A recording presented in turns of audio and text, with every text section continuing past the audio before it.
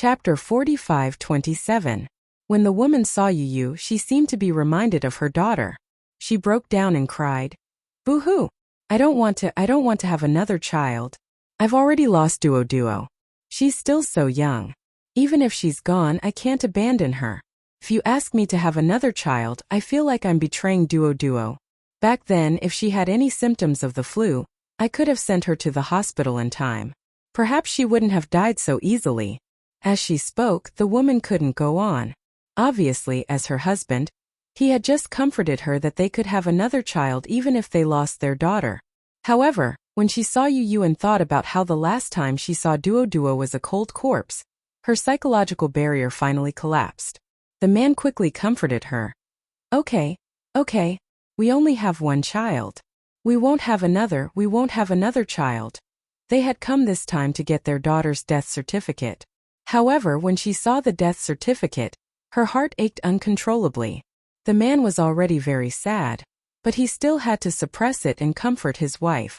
This flu had taken away their beloved daughter, but it had also taken away half of their lives. When Yu saw them crying, she became even more worried about Xiaoyichen. She walked to the doctor and asked worriedly, "Where's my brother? How is he now? Can I see him?" "Your brother's condition is still considered stable, but..." The doctor hesitated for a moment. "If you want to see him, it's a bit difficult. After all, he's now in the quarantine area. You can't go in." "I want to see him." As Yu spoke, her voice gradually became choked. "I really miss my brother. I want to see him, even if it's just once." "You're not sick, right? Can't you still see the patient?" "That's because you're wearing protective clothing. I can wear it too." Yu looked at the woman and then at the man. She said to the doctor, "Do you know why they're so sad? It's because they didn't even get to see their biological daughter even once until she died of illness. The next time they saw her, it was only a cold corpse. This is their lifelong regret. Doctor, I miss my brother. I want to see him. Please." With that, Yu stood firmly where she was, biting her lip and glaring at him with tears in her eyes. The doctor hesitated for a moment. "I have to ask my superiors." "You don't have to ask for instructions from your superiors." An extremely domineering voice suddenly came from the door. Yu and the doctor turned around simultaneously and saw Muyaja and Yun Shirshir standing at the door. "Daddy." Muyaja looked at him, smiled and looked at the doctor. "Take us to him." "Chairman Mu. No matter what the consequences are, I can bear it. I can also be responsible for my actions." Muyaja paused for a moment and said, "I remember that the protective suits of your hospital were donated by the Shengyu Financial Group. These protective suits are made of imported nanomaterials, so you don't have to worry. Don't let us, the family members, bear the burden of regret because of your courtyard's superficial words." Sigh. The doctor finally sighed. "All right. However, I still have to ask for instructions. My authority is limited. My words don't count. Then please take me to see the director." "Okay." Muyaja followed the doctor. Chapter 45-28. The woman who had lost her daughter was crying so hard that she was about to faint. Her tears seemed to have dried up overnight. She could no longer cry, but she was still crying so hard that her whole body was twitching. Streaks of red tears could be seen on her face. "How did this happen?" The woman said sadly. "I thought that everything would get better." Sob. Yun Shirshir wanted to comfort her, but she felt that she was in no position to do so. If she were in this woman's shoes, she would have fainted from crying. When a person was really sad, what they needed was not someone to comfort them, but a shoulder to lean on or to cry with them so that they could vent all the sadness in their heart through their tears. This was good too. After a while, Muyaja finally returned. Yun Shirshir stood up excitedly when she saw him. "What did he say?" "The hospital director has agreed. We can go in and visit Xiaoyichen now. But Yuyao can't go in." "Okay. Even if Yuyao can go in, I won't agree. She didn't even want Yu to go in with them. However, Yu must be worried sick about Xiaoyichen. If she didn't let him in, he would definitely be angry." After receiving instructions, the three of them couldn't wait to go to the quarantine area. They changed into sterile protective clothing and followed the doctor into the quarantine area. In fact, the quarantine area wasn't as scary as they had imagined. However, because the influenza virus was airborne, everyone who entered and left the quarantine area had to wear thick protective clothing. Even so, there were rumors that some doctors and nurses had died at their posts because they were too tired and didn't take proper protective measures. The first room in front is Muichin's bed. When Yu heard this, he immediately let go of Yun Shirshir's hand and ran into the room. When he opened the door, he saw that the heater was turned on. Moreover, he was wearing a mask, so his vision was foggy. Yu didn't have time to wipe the fog off the soft glass and ran to the bed. Xiaoqin was lying on the bed with his eyes closed. It was hard to tell if he was awake or asleep. He walked over, and the sound of footsteps startled him. Xiaoqin finally opened his eyes. When he saw Yu, he was shocked. Yu. It's me, brother. He called out. Xiaoqin felt like he was in a fantasy. Firstly, this was the quarantine zone. How could Yu come in so easily? Secondly, how could this brat obediently call him big brother? Xiaoqin mumbled to himself in a daze. Am I dreaming? Idiot, it's not a dream. It's not just me. Before he could finish speaking, Xiaoqin saw Muyaja and Yun Shirshir enter the room. He was even more dumbfounded. Just as he was about to speak, he started coughing violently. Cough, cough, cough. He couldn't stop coughing. When Yu saw this, his heart ached and he was angry. Don't talk anymore. Didn't the doctor tell you to lie down properly? I'm not dreaming, am I? Xiaoqin was suspicious again. He stammered. How could a brat like you be so obedient and call me big brother? Yu didn't know why, but Xiaoqin's words sounded like he was teasing him. However, he didn't know why his eyes started to sting. Chapter 45-29. Was he that bad in the past? Yu's tears flowed uncontrollably. Choking, he said, Bro, if you can't hear enough, I can keep calling you. Yu. When Xiaoqin saw that Yu was crying, he was at a loss. He felt helpless and tried hard to wipe his tears. However, Yu was wearing a sterile gown and his eyes were like soft glass. There was nothing he could do. He could only say sadly, Don't cry. I was just joking. After a pause, he looked in the direction of Muyaja and Yun Shirshir. What's wrong with you guys? Why are you in the quarantine zone? You're making such a big fuss. I'll think that you're here to say goodbye to me. Don't say such depressing things. Yu pouted and pinched his cheeks gently. Because Xiaoqin was sick, he could not bear to use too much strength. Who's here to say goodbye to you? We just miss you. Yu's words shocked Xiaoqin. Oh my god. Was this the arrogant Yu who always said one thing and meant another? She actually told him that she missed him without any hesitation. This was too much. Xiaoqin pretended to be relaxed. There's no need for that. I'm actually doing quite well. The doctor said that my condition is slowly stabilizing. You're lying. Yu pouted. The doctor said that a little girl whose condition was not as serious as yours had already passed away. Xiaoqin let out a short sound. He looked at Yu in shock and disbelief. Are you talking about Duo? Yeah. I don't know if it was this morning or yesterday. Her parents just signed the donation agreement. No wonder I haven't seen her for a few days. Xiaoqin felt a wave of regret. When he heard that Duo's parents had signed the donation agreement, he could not help but ask, Did she really listen to me and donate the body for research? What did you say? I said. Xiaoqin licked his lips and said straightforwardly, If I really can't be cured because of this flu, I'll donate my body so that the doctors can develop a vaccine as soon as possible. This flu is too annoying. If I die because of it, it won't have a good time either. Xiaoqin's original intention was to lighten the mood. However, his brain was clumsy and his mouth was thick.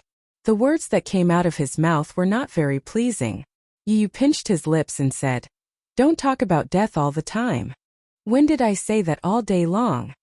Xiaoqin pushed Yu's hand away and explained, This isn't bad luck. Everyone who enters this quarantine zone is seriously ill. I also want to get better quickly, but my body isn't working well. There's nothing I can do. When Yu heard this, he suddenly hugged him sadly. I don't care. You have to get better quickly. This is an order. Oh. Xiaoqin looked at Yu and sighed helplessly. He gently patted his head and said, Okay, I'll do as you say, Master Yu. Mu Yaja and Yun Shirshir looked at the two little guys who were deeply affectionate and were extremely touched. Yun Shirshir walked to the bedside and asked worriedly, "Why did you lose so much weight? I heard from the doctor that you have a bad appetite." "It's not that I have a bad appetite." Chapter 45:30. Yun Shirshir's heart ached for him. No wonder he had lost so much weight. It wasn't like he had lost weight in a day or two. Had he been like this for so many days? Had he vomited after eating? Xiaoyichen looked at Yun Shirshir and asked worriedly, "Mommy, did the doctor say that my condition is very serious?"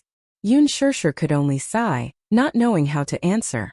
Yu was extremely straightforward. "The doctor said that your condition is very serious. He even said that you went into shock once. If it wasn't for the timely rescue, you might have..." Xiaoyichen heaved a sigh of relief when he heard this. "It seems like I'm quite lucky." Xiaoyichen was naturally optimistic. Even when he heard that he had almost died, he looked indifferent. Yu's heart ached when she saw this. Xiaoyichen suddenly said, "Oh yes, Mommy, can I ask you for a favor?" Yun Shirshir looked at him in confusion. "What is it? What do you want me to do? If I'm like Duo, can you help me sign a donation agreement?" Yun Shirshir's body trembled uncontrollably when she heard this. Tears rolled down her cheeks at once. Xiaoyichen suddenly felt a little guilty. "I didn't mean to make Mommy sad. It's just that the doctor said that my condition isn't optimistic, so I was thinking that if there's really no other way, can I be like Duo and donate my body to the hospital?" "Xiaoyichen, give Mommy some confidence," Yun Shirshir said sadly. "Don't let Mommy think that way. Mommy can promise you that, but don't say such things again, okay?" She and Mu Yaja were both open-minded people. They wouldn't object to the donation of a body because of some traditional beliefs. However, this didn't mean that Xiaoyichen could bring it up. Now, no matter who it was, she hoped that they could give her more confidence. Otherwise, she wouldn't be able to hold on much longer. It was like a slow death by 1,000 cuts. Every day a piece of flesh would be cut off. Every day another piece of flesh would be cut off. Xiaoyichen was upset when he heard Yun Shirshir's words. "Mommy?" Yun Shirshir couldn't help but hug him tightly. "Xiaoyichen, it's Mommy's fault. I didn't cherish you when I should have. Perhaps, only when you're about to lose it will you understand how much Mommy owes you." Little Yichen was stunned for a moment before he smiled. "Mommy, don't say that. Are you trying to make me cry? You're as important as Yu. We can't lose you, much less lose you. You must not know this, but Yueyao misses you so much that she's gone crazy. She keeps asking to see you, but she's still so young. She can't possibly enter the quarantine zone. Can you bear to see her miss you so much? So you have to get better soon, okay?" Xiaoyichen could hold back his tears at first, but when he heard about Yueyao, his tears suddenly went out of control. He couldn't suppress the sadness and uneasiness in his heart anymore. He bit his lip tightly and said hoarsely, "Mommy, I miss Yueyao too." Yun Shirshir wiped his tears and said helplessly, "You and Yu are a pair of clowns. You're always fighting and can't seem to get along well. Didn't you see how Yu slammed the doctor's table just to see you?" Xiaoyichen turned to look at Yu, but he turned his face away. His cheeks were red. "No, don't listen to Mommy." Chapter 45:31. Xiaoyichen knew that Yu didn't mean what he said, but he was very touched that Yu was willing to do so for him. "It's better not to enter the quarantine zone," Xiaoyichen said to Yu. "I feel that it's very risky. After all, it's better to be cautious." Yu pouted and said, "Then promise me that you'll get better quickly." "Promise you? If I can get better quickly, I'll promise you anything." "I don't care," Yu said domineeringly. "Hurry up and promise me." "Okay." Xiaoyichen rubbed his head and pouted. "Promise you.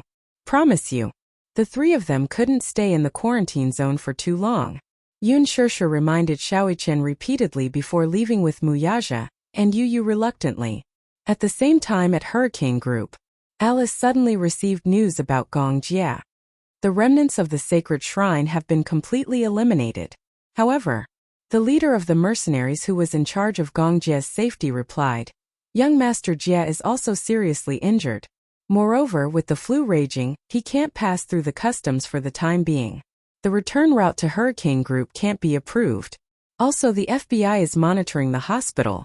Young Master Jie is being kept in the hospital and can't leave. FBI. Alice held the satellite phone and was puzzled. Why are the FBI people there? Gong Jie was ranked first on the FBI's wanted list and was the FBI's #1 target. They didn't expect Gong Jie to be targeted by the FBI. Damn it. Alice was so angry that she almost threw the phone. If Gong Jie was targeted by the FBI and brought back to the FBI headquarters, he would definitely be sent to military court. Hurricane Group was an important obstacle to international security. As for Gong Jie, international security laws were applicable. Once convicted, the Gong Jie would face hundreds of years in prison. At that time, once he was locked up in the military prison, it would be extremely difficult for him to leave. Alice immediately reported the news to Gong Xiaoying. When Gong Xiaoying heard the news, he said without thinking, "Humph. In my opinion, the remaining members of the Sacred Hall of Light are bait used by the FBI to attract Gong Jie. Where is little Jie now?" "He's in the East African Neutral Hospital. He's currently under the protection of the East African president, but once he leaves the hospital, the FBI will have reason to arrest him immediately." Oh. Gong Xiaoying lowered his head and fell into deep thought. The president of East Africa had a good relationship with the Hurricanes. Usually, when there was an armed war, the Hurricanes would provide a lot of military assistance to East Africa. The FBI belonged to the M Federation. Therefore, they did not have the authority to make arrests in East Africa. However, if Gong Jie left the hospital, then anything could happen. With the military strength that little Jie brought, we won't be able to safely cover little Jie's departure for the time being. I'm thinking if I should send some troops over, but the international air route can't be approved. Now that the global flu crisis is over, it's very tense. Gong Xiaoying said, "So what? If they don't approve, then fly over by force and bring him back." No matter how powerful one's background was, if a private jet wanted to fly, it had to be approved by the international air route. However, if they didn't get permission to fly by force, it would be considered a black flight. If it was in local territory, it might not be a big deal. At most, they would face a huge compensation. Chapter 45-32. If they were forced to fly, they might face a small skirmish. It's too dangerous. Alice still had some lingering fears. If we were to be shot down as a terrorist attack, the losses would outweigh the gains. Then can you think of another way to bring Xiao Jie back? Gong Xiaoying asked her. Alice was silent. I didn't expect you to do it like this. No matter what price I have to pay, I want you to bring him back unharmed. Yes, I understand. Alice had just walked out of Gong Xiaoying's room when she saw Hua Jin standing at the door anxiously. When he saw her, he immediately rushed over. I heard that there's news about Gong Jie? Alice was a little surprised. How did you know? Hua Jin was a little helpless. I just eavesdropped on you. I saw you rushing into the study, so I was worried that something had happened to Gong Jie. Alice turned around and looked at him warily. She immediately pulled him aside and warned him sternly. You shouldn't have eavesdropped on my conversation with Master. If he finds out, he'll be angry. Moreover, you're not a member of Hurricane. You shouldn't have eavesdropped on my conversation with him. But you didn't tell me anything. I didn't have time. It was an emergency. Hua Jin lowered his head.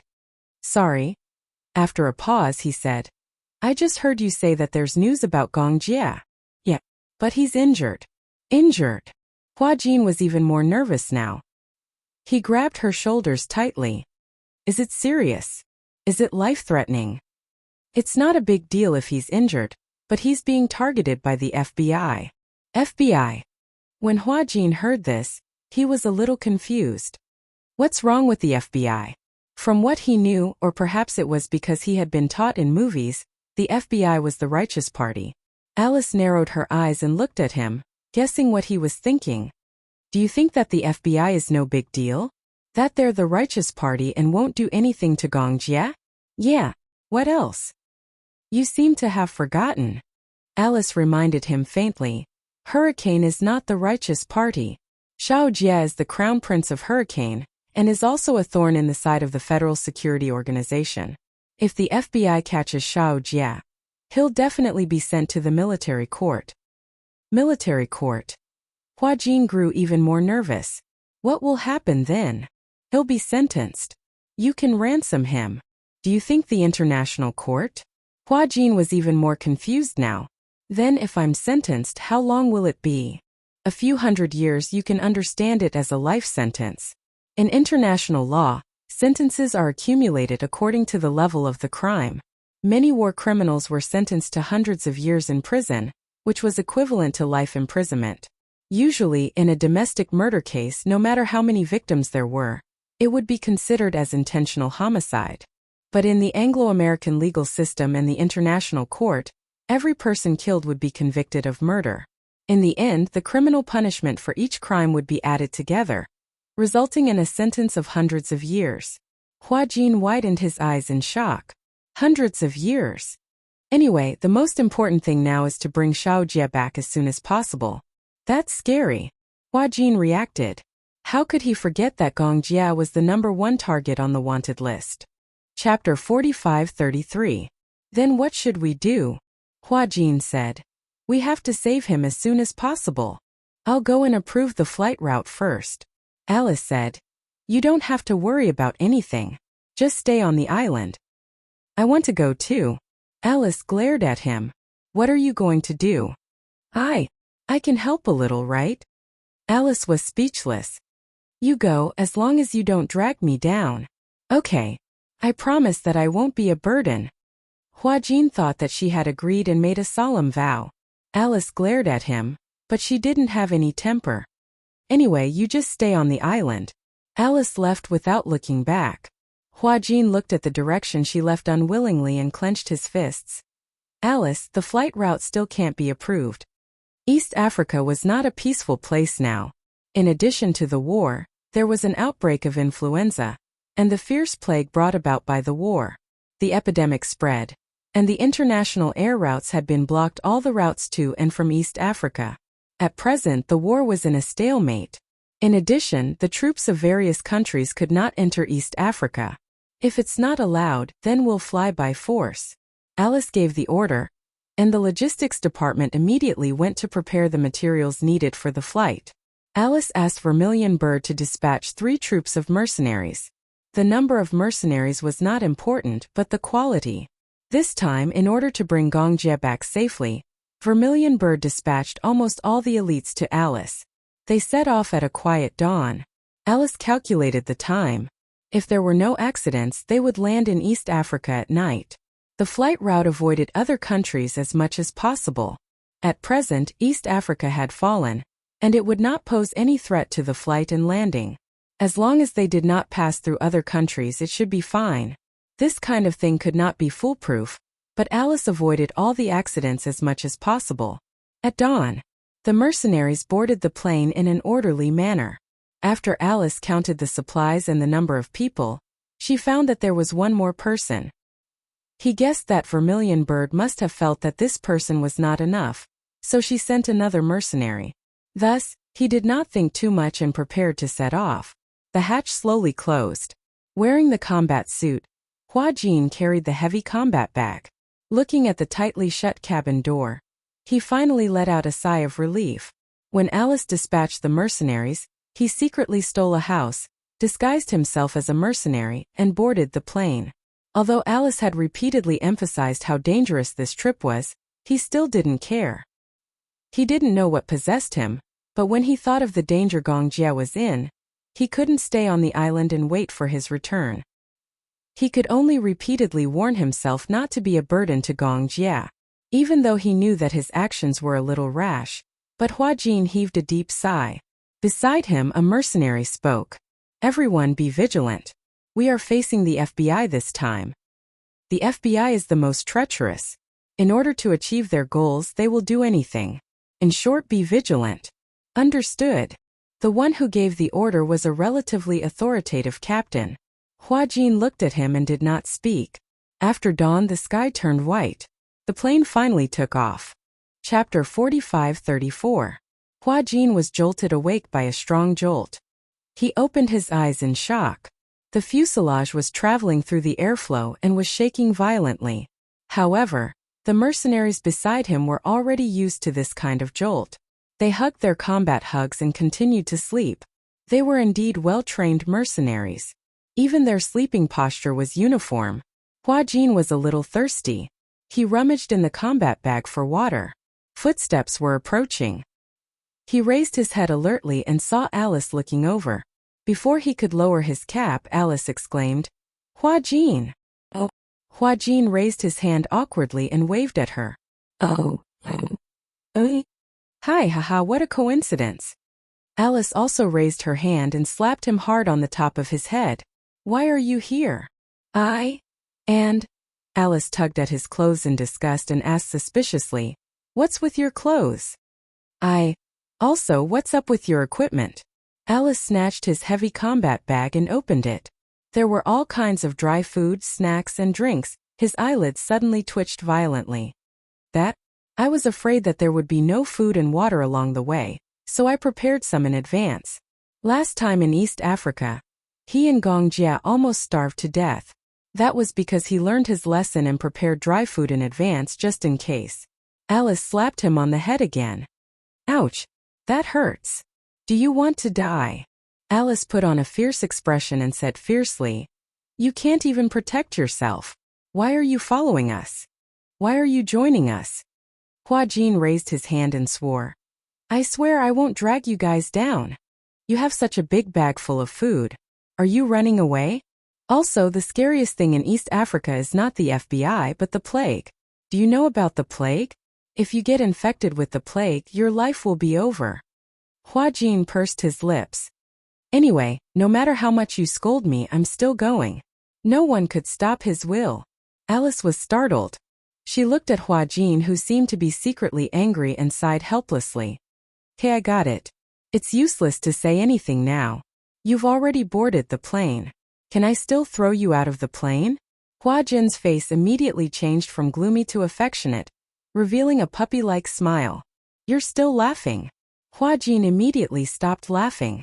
Alice turned around and glanced at a man who was staring at her in a daze. She ordered, "Jack." "Yes, you are in charge of this guy's safety." Jack looked at Hua Jin with disdain.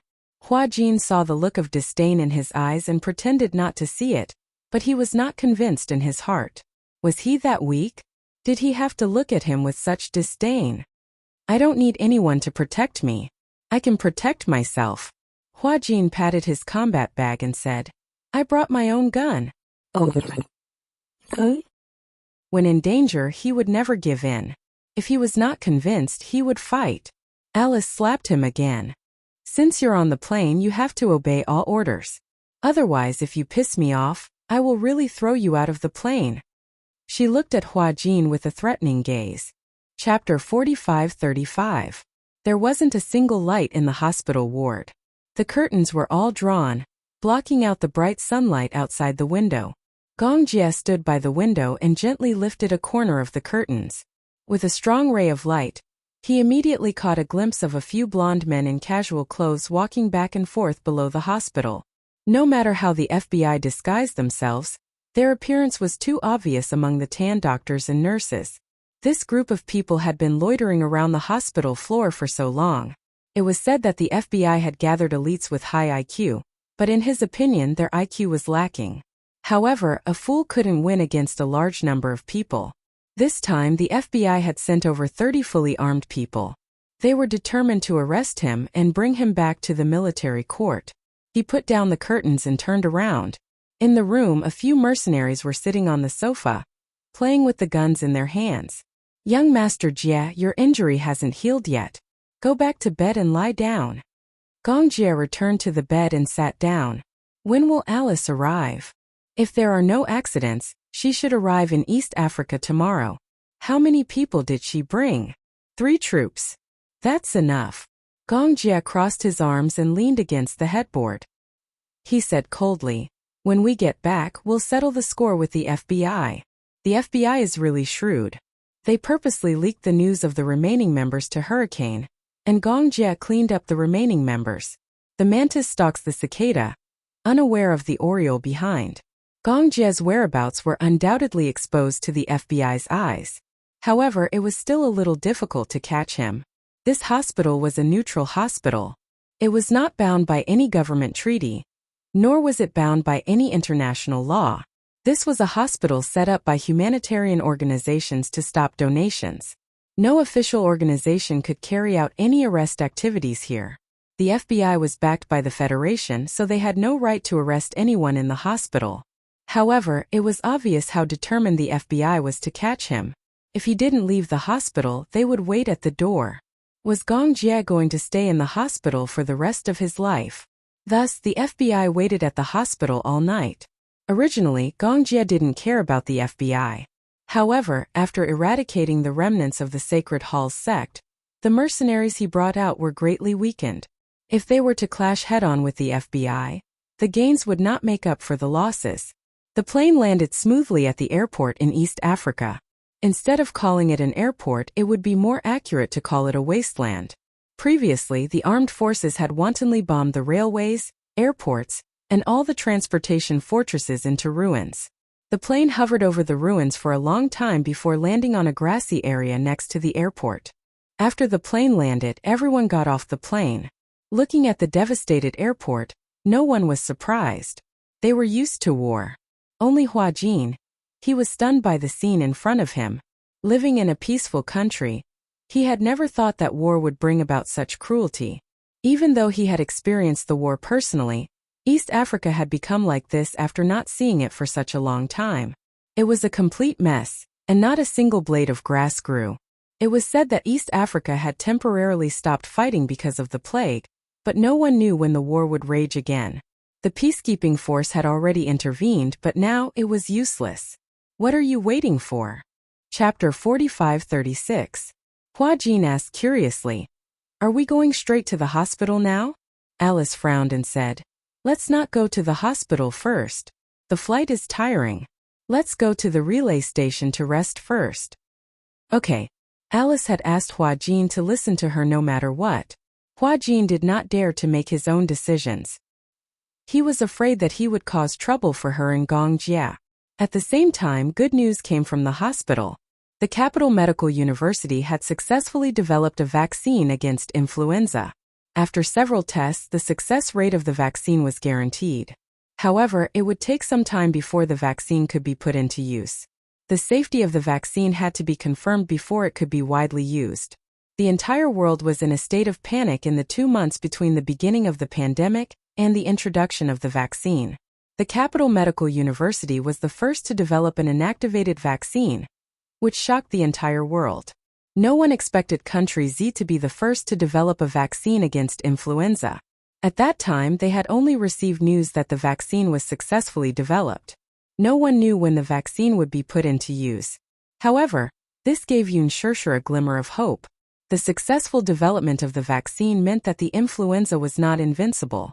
At the same time, she also hoped that the vaccine could be tested and put into use as soon as possible. Xiao Bao's condition had stabilized. The doctor said that his condition would not worsen for the time being. His body was under control, which was the best outcome. However, Xiao Yichen's condition was not as ideal. A week before the vaccine was developed, his condition worsened. Yun Shirshir even signed the donation agreement under the doctor's suggestion. When signing the agreement, Mu Yaja did not mind signing it. However, this was Xiao Yichen's wish. He did not know if he could survive the flu. He did not know if he could wait until the vaccine was developed. During the development period, the development of the vaccine was kept a secret from the public. Xiao Yichen thought that if he did not survive this time, he would donate his body to the Capital Medical University to be used in the vaccine experiment. Yun Shirshir could not bear to do that. However, this was Xiao Yichen's wish. That was his body. He had the right to make his own decisions. Although she could not bear to part with it, since it was Xiao Yichen's wish, she had to work hard to fulfill it for him. That night, Xiao Yichen's condition worsened and he was pushed into the operating room. Outside the operating room, Yun Shirshir officially signed the donation agreement. After signing her name, she was completely defeated. Mu Yaja hugged her as they watched over little Yichen, who was undergoing emergency treatment in the operating theater. This was the 4th time this month that Xiao Yichen's condition worsened. Yu carried Yueyao and stood guard outside the operating theater. From the start, he did not expect Xiaoichen's condition to deteriorate to this extent. He even felt that, apart from Yueyao, he was in the greatest danger. Little Yichen was in good health, so he would definitely be fine. However, he did not expect that Xiaoichen, who was in the best condition in everyone's eyes, would fall the fastest and his condition worsen the most. Due to the worsening of his condition, he had not seen Xiaoichen for a few days. On the contrary, he did not want to see Xiaoichen now. This was because he knew that if he were to see Xiaoichen now, there would only be one situation. Chapter 45-37. Yun Shishir couldn't figure it out. Finally, the vaccine was successfully developed, but why couldn't Xiaoichen hold on? Yu paced back and forth outside the operating theater, holding back his tears. He didn't dare to cry and he didn't want to cry. He was afraid that if he cried and shed tears, little Yichen would really leave him. Why should he cry when it wasn't confirmed yet? Yu forced himself to calm down. He turned to look at Yun Shishir, who was covering her face and waiting anxiously. However, he couldn't comfort her. Even he himself was worried sick. How could he pretend to be calm and comfort mommy? Xiaoichen, didn't you always say that we have telepathy?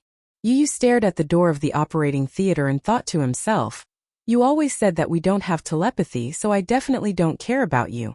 Can you hear my voice now? On the operating table, Xiaoichen lay weakly on the operating theater. His body was covered with machines and an oxygen respirator. He could vaguely hear a voice calling out to him. Xiaoichen, can you hear my voice? Xiaoichen opened his eyes wide. Even though the operating lights were glaring, he still opened his eyes wide. It was Yu's voice. He heard Yu's voice. Yu. He struggled to get up, but the nurse pressed him down. Don't be agitated. Doctor, why did the patient suddenly get up? He opened his eyes. He seems to have regained consciousness. The doctors and nurses gathered around. They were a little uneasy when they saw Xiaoichen's eyes wide open. Could it be the final radiance of the setting sun? Check the patient's heart rate and blood pressure immediately. Doctor, it's not good. His blood pressure is dropping rapidly. His heart rate is also declining. Resuscitate him immediately. Muichen listened carefully. There was a flash of white light. Xiaoichen opened his eyes again. However, he was in a daze when he saw an empty darkness. In the darkness, he could vaguely see a thin figure standing there. He was a little confused and couldn't help but walk closer. As for the shadow in the camera, it swayed slightly and actually walked towards him. Xiaoichen was a little alarmed. He took half a step back until Yu's figure became clearer. Yu. Xiaoichen's eyes. In his chaotic dream, he even forget that he was still lying on the operating theater. Since last night, after his condition had worsened, he had been having many dreams. In a trance, he felt that he was in reality for a moment, and in an illusion for a moment. He was gradually unable to distinguish between reality and illusion. When the boy saw him, he ran over excitedly and hugged his shoulders. You're not allowed to leave us. Do you understand? Xiaoichen was confused when he heard this. What did I do? The doctor said that your condition has worsened. You might not make it. Yu could no longer pretend to be calm. Her eyes turned red. Muichen, you're not allowed to give up. Do you understand? Who said that my condition has worsened? Xiaoichen was baffled. Idiot, aren't I fine? Yu stared at his face for a long time before she finally said, Muichen, thank you. Chapter 45-38. Thank you for appearing in my life. But don't leave so easily. It wasn't easy for me to fall in love with a brother like you. Are you going to abandon me for no reason? Yu was a little agitated. Muichen, can you work harder? I heard from mommy that the Capital Medical University has already developed a vaccine for this influenza. You have to hang in there, don't give up now. When Xiaoichen heard this, he finally understood what was going on. He looked around and realized that this world wasn't the real world. And Yu wasn't really standing in front of him. It was probably just an illusion. He was critically ill. Was it that serious? He had been in a coma for a long time. Even before he was critically ill, he had been in a coma for a long time and had been relying on the nutrient solution to sustain his life. Perhaps he had been too careless in the past. He had always thought that this influenza virus was probably just a relatively serious cold. When it worsened and became infected with pneumonia, Xiaoqian, who was optimistic by nature, didn't take it seriously. He felt that he would definitely be able to survive this dangerous period. He believed that he was the chosen one, and that God wouldn't make things too difficult for him. Otherwise, he would still be able to easily turn danger into safety after walking through danger so many times. This was just a test. However, the deterioration of his condition was contrary to his optimistic thinking. Gradually, he even needed to use a ventilator to prevent himself from suffocating in his sleep, from being monitored for 12 hours to 24 hours a day, and later from being able to ingest liquid food to only being able to use nutrient solutions to maintain vital signs.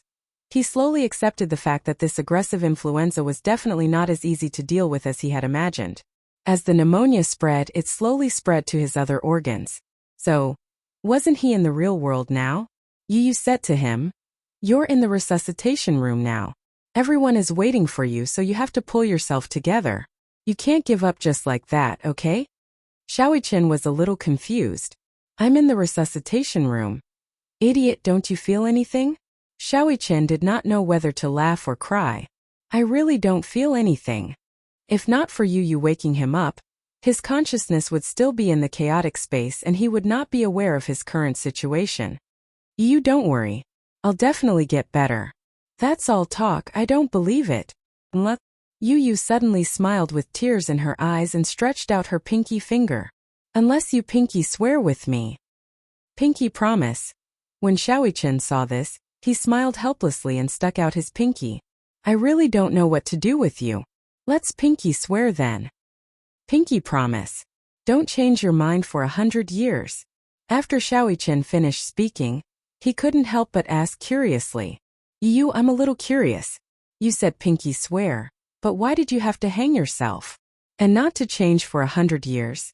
Don't tell me that I have to hang myself for 100 years if I promise something to someone? Because..." Yu rolled her eyes and explained helplessly, "Hang yourself refers to the amount of strings of money in the past. For example, a string of coins. In ancient times, copper coins were not easy to keep, so they were strung together with a string so that they would not fall. Hang yourself was a metaphor for making a decision and not changing it. Do you understand?" Okay. Chapter 45-39. You're obviously keeping me in suspense. Yes, I'm keeping you in suspense. Come and chase me if you can. Yu ran far away. Xiaoqian could not help but chase after him. However, he saw a ray of white light at the end of the tunnel. It was getting bigger and bigger. Yu's figure gradually disappeared into the white light without a trace. Xiaoqian chased into the depths of the white light. He felt his entire body being enveloped by a scorching light. His body gradually rose into the air. It was as if he was in the depths of an invisible sea. He was slowly floating to the surface. At this moment, it was as if an invisible hand was pulling him down by his ankle. Xiaoqian kicked with all his might, trying to break free from the restraints on his ankle. However, the hand refused to let go. Xiaoqian paddled with both hands, trying to float to the surface. However, no matter how hard he tried, he could not break free from the hand. He gradually sank deeper and deeper. "Let go." He kicked with all his might. Finally, the hand let go. Xiaoqian took the opportunity to swim to the surface of the sea. He looked up, but all he could see was white. Then, he felt as if his soul was being sucked up by a powerful force. Beep, sizzle, thump. His body fell back onto the bed. Xiaoqian suddenly opened his eyes. A thick layer of mist covered his breathing mask. The doctor was holding the pacemaker. When he saw that Xiaoqian had finally opened his eyes, he asked in surprise, "How's his blood pressure? What's his heart rate?" His heart rate is gradually returning to a stable level. His blood pressure is slowly decreasing. The doctor opened Xiaoqian's eyes and shone his pupils. He finally heaved a sigh of relief. "Little guy, you gave us all a fright. Don't make such jokes in the future. It's a miracle that he woke up. He's already been in the jaws of death for a few rounds. The other side refused to take him in, so he had to come back." Haha. Xiaoqian's life was finally out of danger. The atmosphere in the operating theater gradually relaxed. Don't scare us like this again. You know, you're the little celebrity of our quarantine zone. No one wants anything to happen to you. One of the nurses who doted on Xiaoqian the most walked over and gently tugged at Xiaoqian's hand. That's right, Xiaoqian. Promise us, okay? Once the vaccine is out, you'll be able to leave this place safely. Xiaoqian was extremely weak. He struggled to break free from the hands of the Grim Reaper, using almost all of his strength. At this moment he could only nod slightly. He did not even have the strength to open his mouth to speak. Outside the operating theater, the operating lights finally went off. Yu Yu's heart skipped a beat when she saw the lights go off. Yun Shirshir was so nervous that she grabbed Muyaja's arm tightly, almost pinching it. Even though it hurt, Muyaja didn't say anything. He only cared about comforting her. Shirshir, don't be so nervous. The lights are off. Where's Xiaoqian? She was so scared. When the door opened, what she had been waiting for was a bed covered with a white cloth. He won't. Don't think too much. Muyaja didn't know what the situation was, but the most important thing right now was to comfort Yun Shirshir. I'm fine. Don't worry about me. Yun Shirshir actually comforted him. The door was finally pushed open. Chapter 45-40. Yu Yu immediately rushed over. Yun Shirshir and Muyaja also rushed over anxiously. The chief surgeon smiled when he saw how anxious they were and immediately comforted them. The surgery went smoothly. Don't worry, Muichin is in good condition now. Really? Yun Shirshir's voice became a little shrill because of her surprise. Yu Yu was relieved when he heard that Xiaoqian was fine. He took half a step back and gave Yun Shirshir the spot closest to the bed. Since he knew that Muichin was in good condition, he was relieved. He was not in a hurry to take a look. Yun Shirshir and Muyaja surrounded the bed. If it were not for the isolation suits, they would have given Xiaoqian a hug. It was strange. When he first met Xiaoqian, he could not accept him as an older brother at all. As they slowly got along, even though he accepted Xiaoqian as an older brother, deep in his heart, he could not accept that Yun Shirshir had given half of her love for him to Xiaoqian. There was no such thing as sharing. Love was limited just like time. When you gave your love to another person, you would leave less for that person. Yu Yu did not want anyone to share his mommy's love with him. But now he hoped that Yun Shirshir would give Xiaoqian more of her love. If it were not for this life and death experience, he would not have realized how important Xiaoqian was to him. He did not even realize that he was so afraid of losing Xiaoqian. In fact, he had opened his heart to Xiaoqian long ago. It was just that he could not bring himself to say certain things because of his dignity. Perhaps Xiaoqian also thought that he had not completely accepted him. This was because there were some things that others would not know if they were not said. There were some things that the loved one would never know if they were not said out loud. Moreover, he always said one thing and meant another. He clearly liked her but said that he did not. He clearly loved her but said that he did not love her. He clearly cared but said that he did not care. He clearly hoped that Yun Shirshir would love Xiaoqian more. But on the surface he always pretended to be fighting with Xiaoqian for her love. Xiaoqian also misunderstood his words and actions. He thought that you cared more about Yun Shirshir's love than him as an older brother. Thus he was very sensible and mature. He withdrew the portion that originally belonged to him. Little Chen must be very lonely after all this time. He was still a child, so he should be more coquettish and unreasonable. However, he was so sensible and mature. He had a steadiness that was not expected of someone his age. Now he had Yueyao. Mommy's love was going to be cut off again. But Yu Yu would work hard to fill the void that had existed for so long with his love. Unknowingly, his face was wet. Yu Yu reached out to touch his cheeks, only to realize that he had been crying unknowingly. Perhaps it was because he was too emotional. He was too emotional because Xiaoqian was safe and sound. He wanted to give Xiaoqian a big hug. He wanted to hug him tightly and say to him, "Xiaoqian, welcome back. Xiaoqian, welcome back." Chapter 45-41. At the same time, East Africa. Alice rushed to the hospital with a large team. She arranged the police around the hospital and entered the hospital with Hua Jin in disguise. Then they sneaked into Gong Jie's room. In comparison, Gong Jie's room was relatively safe. However, outside the room there was heavy security. The FBI had already monitored the entire room. Gong Jia was slightly injured. Although he had passed the critical period when he was first sent to the hospital, if the wound had not been infected, the FBI would not have had the chance to do so. When injured in East Africa, the scariest thing was the plague and wound infection, as well as the complications after infection and inflammation. Because of the war, there were corpses everywhere. It was also because of these corpses that bacteria and viruses spread wantonly. Hua Jin had just walked into the ward when he saw Gong Jia leaning on the bed in full armor. He was pleasantly surprised. Gong! He had just said one word when he realized that he seemed to be overly excited and immediately restrained himself. Gong Jia did not expect that Hua Jin would suddenly appear. He turned his puzzled gaze to Alice. Alice whistled and quickly distanced herself. It has nothing to do with me. He snuck in himself.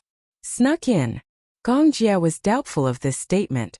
Alice lifted Hua Jin's collar with a look of disdain and the corners of her lips twitched. Please, do you know how he snuck into the army? He stole the mercenary uniform and combat bag, wrapped himself up tightly, and then openly snuck in. I'm convinced that I didn't even notice.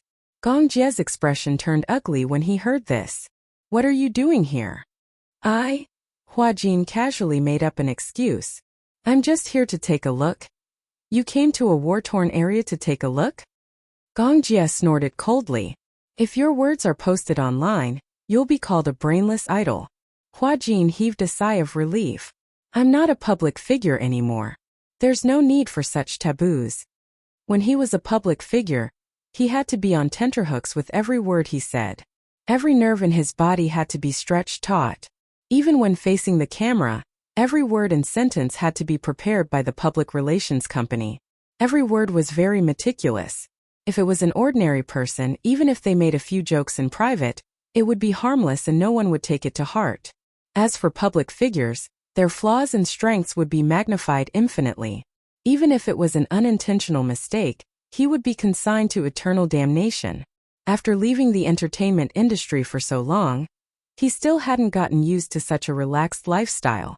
There were no paparazzi following them in the dark, and there were no busy drafts. Gradually, they could speak as they pleased.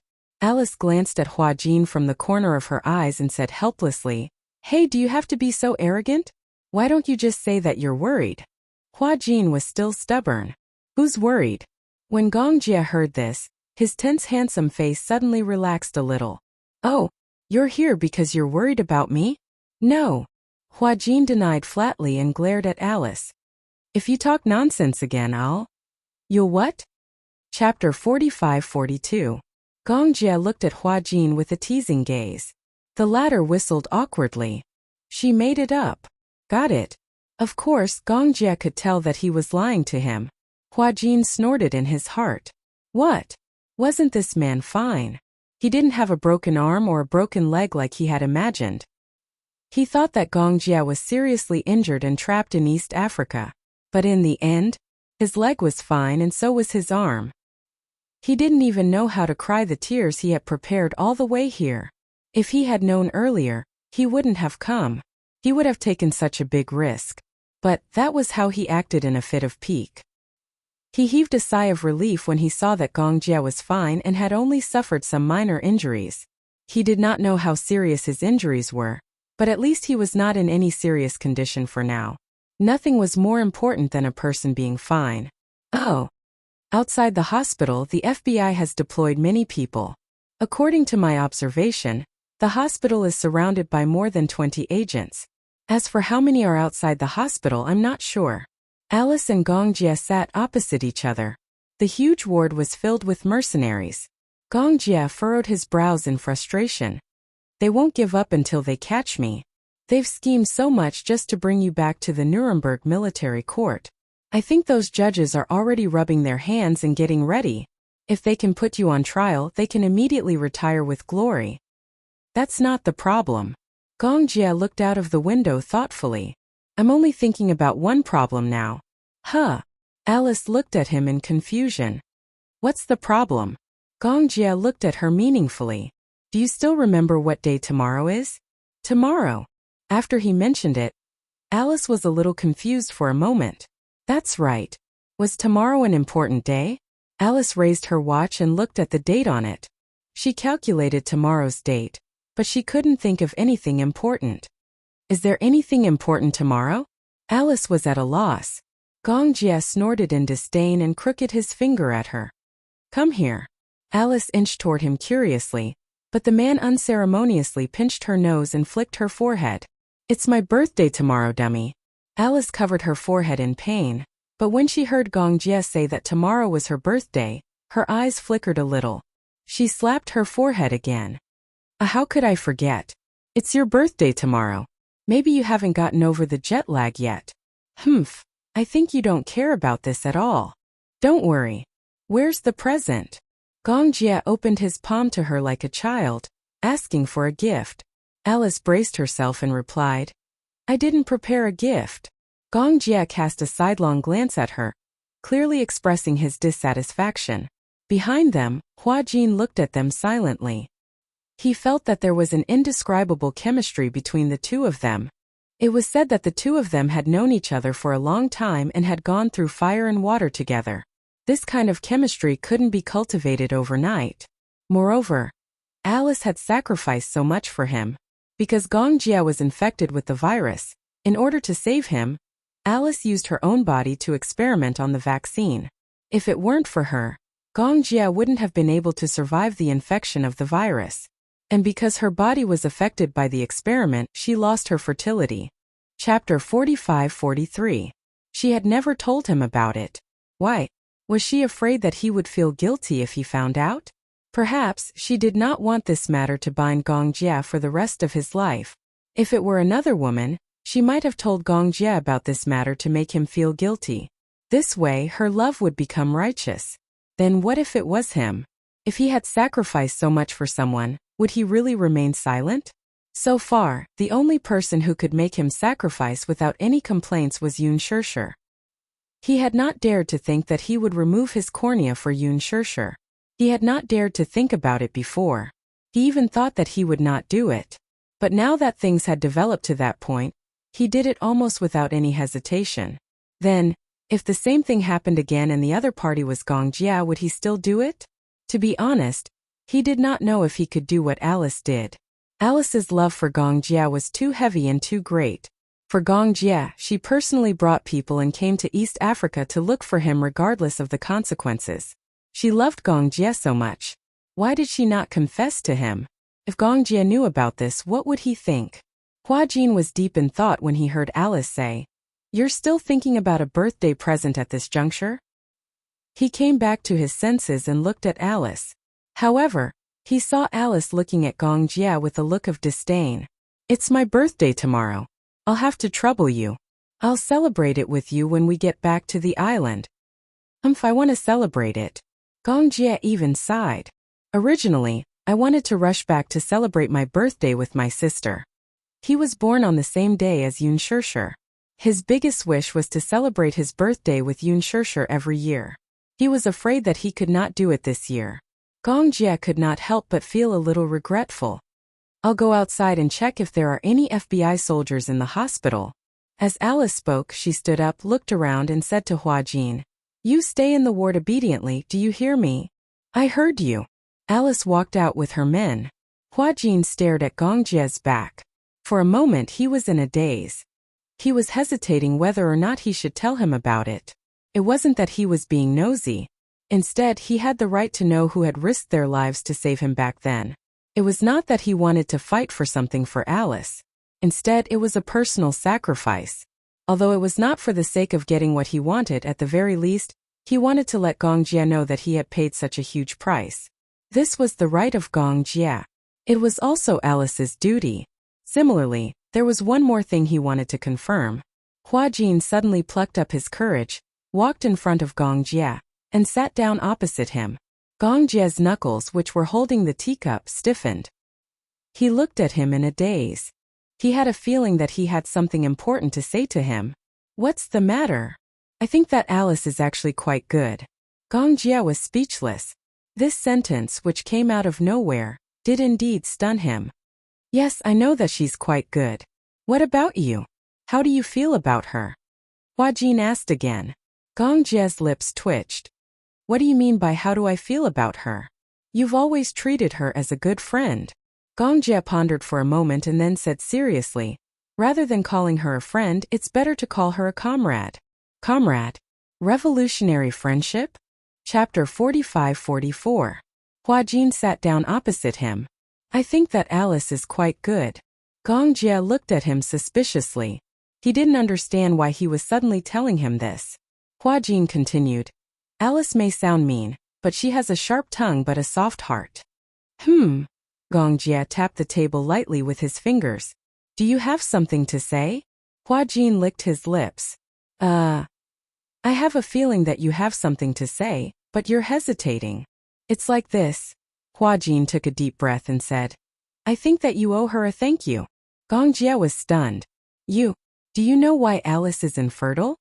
Gong Jie suddenly stood up when he heard this. He grabbed his collar and frowned slightly. You know. He had always wondered why Alice would lose her ability to conceive for no reason. However, no matter how he asked Alice, Alice refused to answer. Gong Jie had also secretly investigated this matter. However, there was nothing fishy about Alice's infertility. If Alice was said to be a woman whose private life was more chaotic, then perhaps because she was too indulgent and had too many abortions, or perhaps because she hurt her body because of her promiscuity, then it would be a different story. Although Alice was very good at talking, in fact, her love and private life could be said to be a blank slate. It was impossible to say that she was infertile from birth. But, as for the reason behind it, she had never mentioned it to her brother. Hua Jin knew the reason. Gong Jie couldn't help but feel agitated. He had always been troubled by Alice's infertility. Hua Jin saw that he was so nervous and asked, Are you very concerned about her? Of course. Gong Jie became anxious and asked, Don't you know? Tell me. Because, Hua Jin gulped and asked again, Do you remember that you were infected with the plague when you carried out a mission? Didn't you get infected with the virus? Gong Jie said, Yes. Hua Jin said, At that time, in order to save you, she used her own body as an experimental specimen. Then, she planted the vaccine in her body. To be honest, I don't really understand this issue. However, I heard that he first implanted the virus into his own body and then experimented with the vaccine on her body. Fortunately, the experiment was very successful. However, because of the infection with the vaccine, the virus destroyed many of her body skills and she also lost her ability to reproduce. Although she won't completely lose her fertility, if she takes the risk of getting pregnant, there's a 99% chance that the fetus will be deformed. Gong Jie listened silently, and his eyes became darker and darker. She did that. She actually did this for him. No wonder. Back then, when he was infected with the virus, a vaccine for the plague that swept the entire impoverished country was immediately available.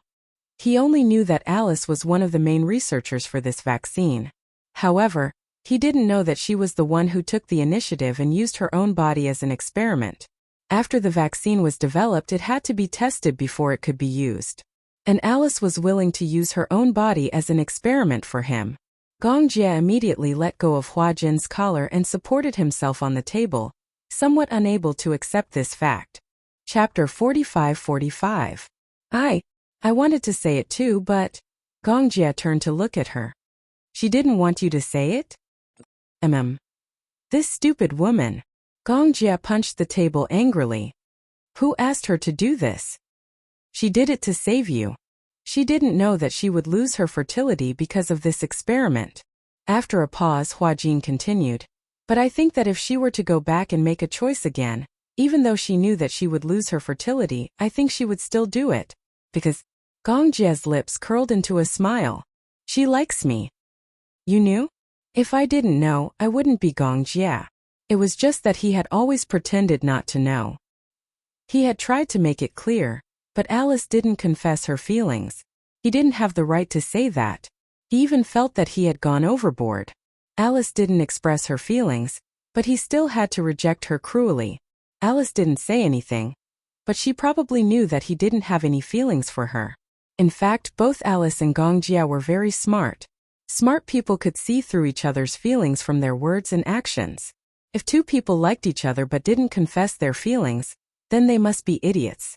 But two people who admired each other were probably like magnets. They didn't dare to be separated by anything. Their admiration for each other would bring them closer and closer to each other. And two people who didn't love each other, even if one of them was wishful thinking, the other would only step back and drift further and further away. Hence, Alice could tell that Gong Jie didn't like her. He had already made it very clear. How could she not know what was good for her? Hence, she didn't tell Gong Jie about this because she didn't want this to become a burden for him. Alice had always thought that if Gong Jie was destined to not be her life partner, then she would be his family. She could always protect him. Anyway, love would eventually turn into family. She didn't want to hold him back. When she found out that Gong Jie liked Hua Jin, she was really gloating. This was her little selfishness. If the man she liked didn't like her because he liked other men, then she still had a chance to comfort herself. Gong Jie sat down at the table with a serious expression. She didn't tell me because she didn't want me to be grateful to her. Yes. Hua Jin rested his chin on his hand. She doesn't want you to know, but I feel that she has the responsibility to tell you, and you have the right to know, don't you think? Thank you. After learning the truth from him, Gong Jie finally breathed a sigh of relief. When Alice finished patrolling the corridor outside the ward and returned to the room, she saw only Gong Jie in the room. She was surprised. Where is he? Where did he go? Gong Jie raised his head and looked at her deeply. Come here. Alice walked over with some hesitation. The corners of her lips twitched. Especially when she saw Gong Jie's serious expression, she felt even more uncomfortable. What's wrong? Gong Jie stood up and came close to her.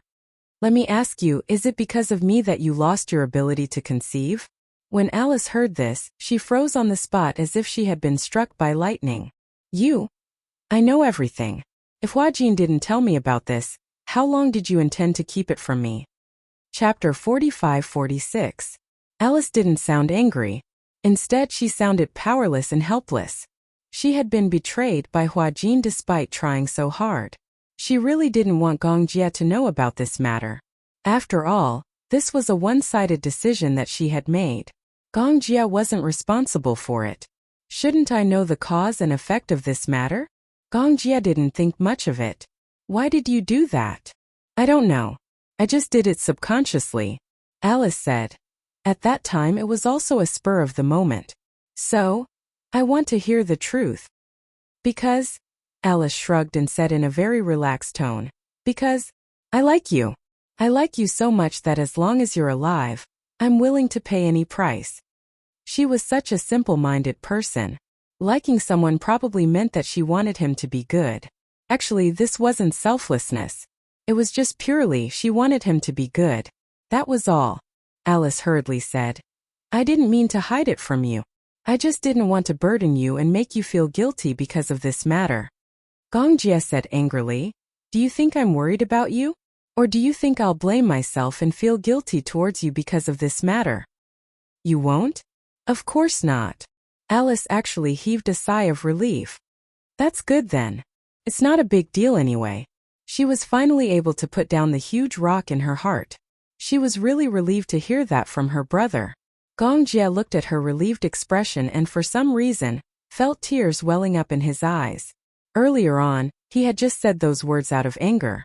However, he didn't expect that Alice's relieved expression would make him feel bad. Gong Jie took a deep breath and said, this kind of thing can't happen again. Okay. I also hope that there won't be a next time. Although it's not a big deal, it still took half of my life. Gong Jie finally couldn't hold it in anymore. His heart ached so much that he pulled Alice into his embrace. His throat was already slightly hoarse. You should have told me about this earlier. Alice noticed that his shoulders were trembling slightly, and she couldn't bear to see him like this. If I had known that Hua Jin's mouth wouldn't be reliable, forget it. I had originally planned to keep this matter from you even if I were to die. But since you already know, spilled water could not be retrieved. Alice rubbed the back of his head helplessly. Gong Jie, you still blame yourself for this, right? Gong Jie did not say anything. Alice asked again.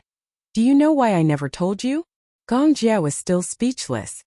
Because, Alice said faintly, I don't want you to treat me as your benefactor and feel grateful and guilty towards me. You should have told me. What's the point of telling you? Alice shrugged.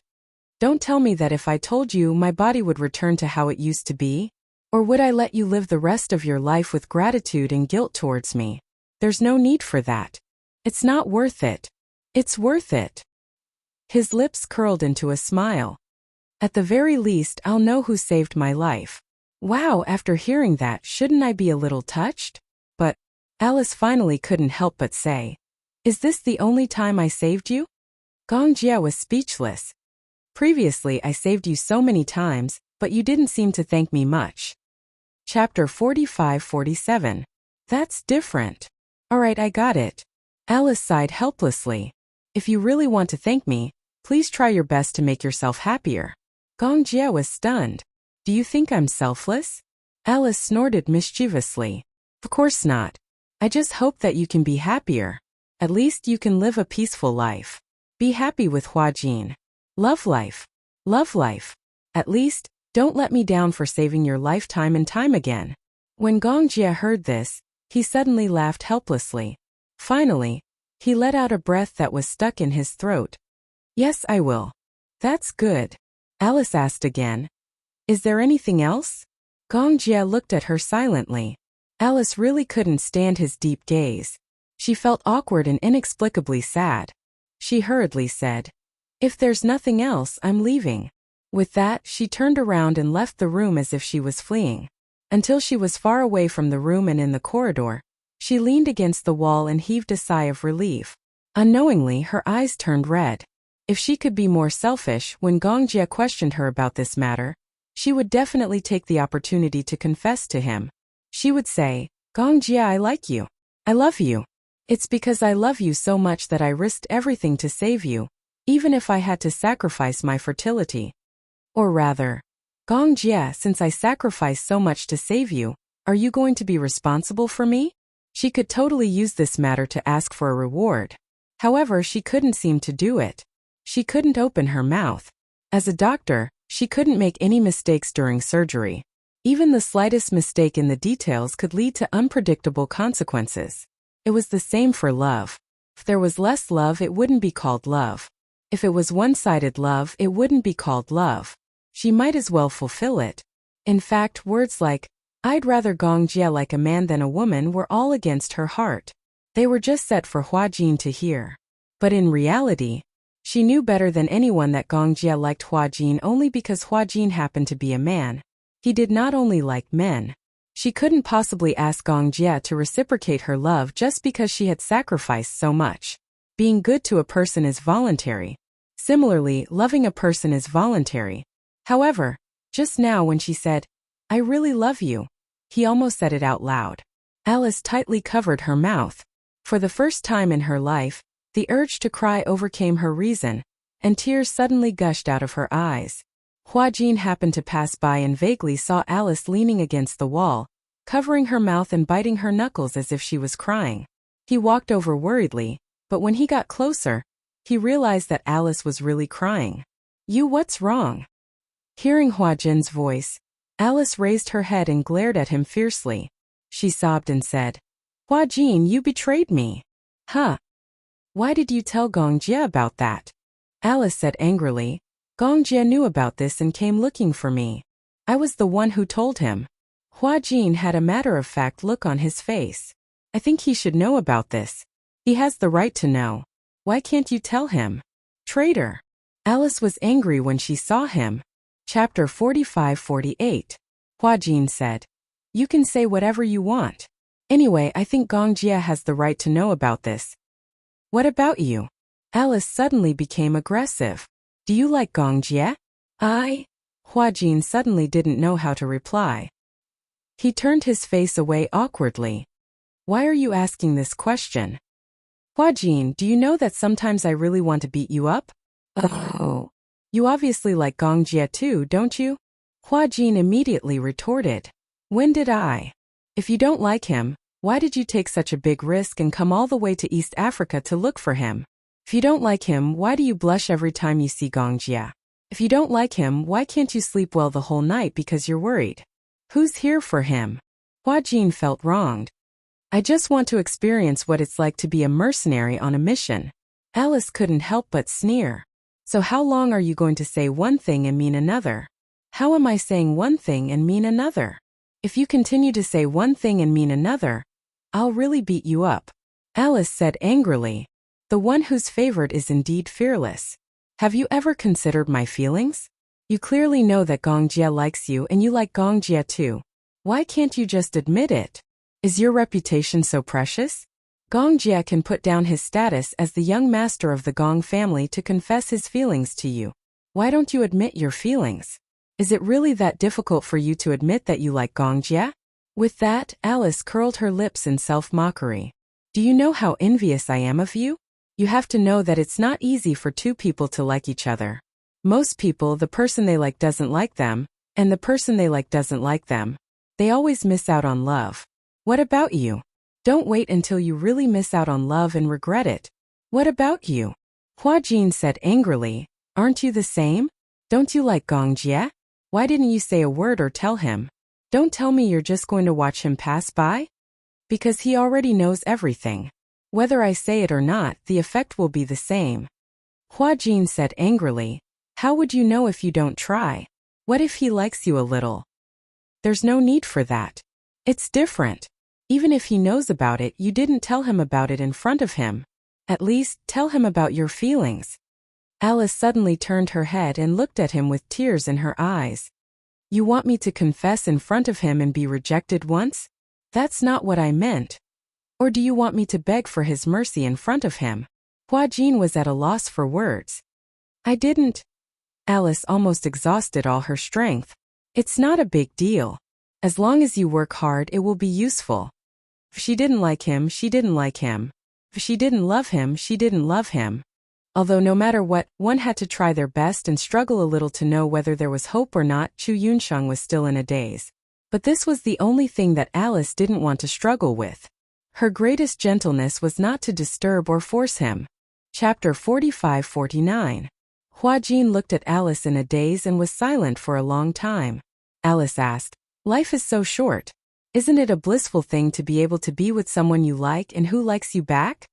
At the hospital, Yun Shirshir sat on the balcony. After drying the clothes, she leaned against the balcony in a daze. Mu Yaja walked over and hugged her waist from behind, gently resting his head on her shoulder. What's wrong? What's on your mind? I'm thinking. When will the vaccine be available? Mu Yaja couldn't help but laugh. It's not like you're just thinking about it. The vaccine will be available for clinical use tomorrow. But I'm still praying silently in my heart. Who are you praying to? Jesus? Or Buddha? Mu Yaja paused and said, As the saying goes, if you're sincere, it'll happen. If you're not sincere, how can God hear your prayers? Mu Yaja gently stroked her hair. All right, don't think so much. I'm worried just like you. But worrying is useless. Yun Shirshir was still absent-minded. Mu Yaja kissed her cheek and hugged her gently. Tomorrow is your birthday. Yun Shirshir finally reacted. My birthday? You were so busy taking care of the little guys that you forgot about your birthday? Yun Shirshir said. How can I be in the mood to celebrate my birthday at this critical juncture? We still have to celebrate your birthday. We don't want to build our happiness on Shaoichen's suffering. Instead, we have to persevere in the face of adversity and hope for life. Mu Yaja continued. Besides, your birthday is very meaningful. When the time comes, we'll bake a cake and send it to Shaoichen. Although he can't be by your side this year, we have to tell him that we hope that he can be there for your birthday next year, the year after that, and every year after that. Yes. Yun Shirshir nodded. Unknowingly, her face was wet with tears. After returning home from the hospital, because she had not been home for a long time, the whole house was filled with a sense of loneliness.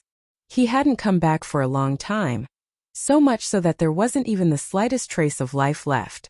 Yun Shirshir hurriedly turned on the lights in all the rooms. The bright light finally brought a trace of vitality to the cold and cheerless home. After Mu Yaja parked the car, he walked into the house. Looking at the lights in the house, he finally felt a trace of warmth. Usually he had 3 points in one line. Hospital, company, home. Usually Yun Shirshir would be at the hospital. Usually, when he came back from the company, he only used the bedroom. When Yoon Shurshur was not at home, his 3 meals a day were basically settled in the company cafeteria. Both Lu Jinyu and Jiang Shan were a little surprised. Why had boss been going to the company cafeteria every day recently? Isn't sister-in-law cooking at home? Looking at Mu Yaja's depressed expression, could it be that the two of them had quarreled? That's impossible. They are clearly very loving and respectful to each other. They could vaguely tell that Mu Yaja had been preoccupied with a lot of things recently. He was a little absent-minded when it came to company matters. However, Mu Yaja didn't say anything to them. They didn't dare to ask too much. In front of Yoon Shurshur, he was her husband. In front of Yu Yueyao and Xiaoi Chen, he was a father. It was only in the company that he was a man of flesh and blood. Chapter 45-50. He was also afraid. Guilt seemed to be the last straw, and it was about to crush him. When he thought back to Xiaoi Chen's childhood, he realized that he was not a good father. He did not care for others, nor did he love others.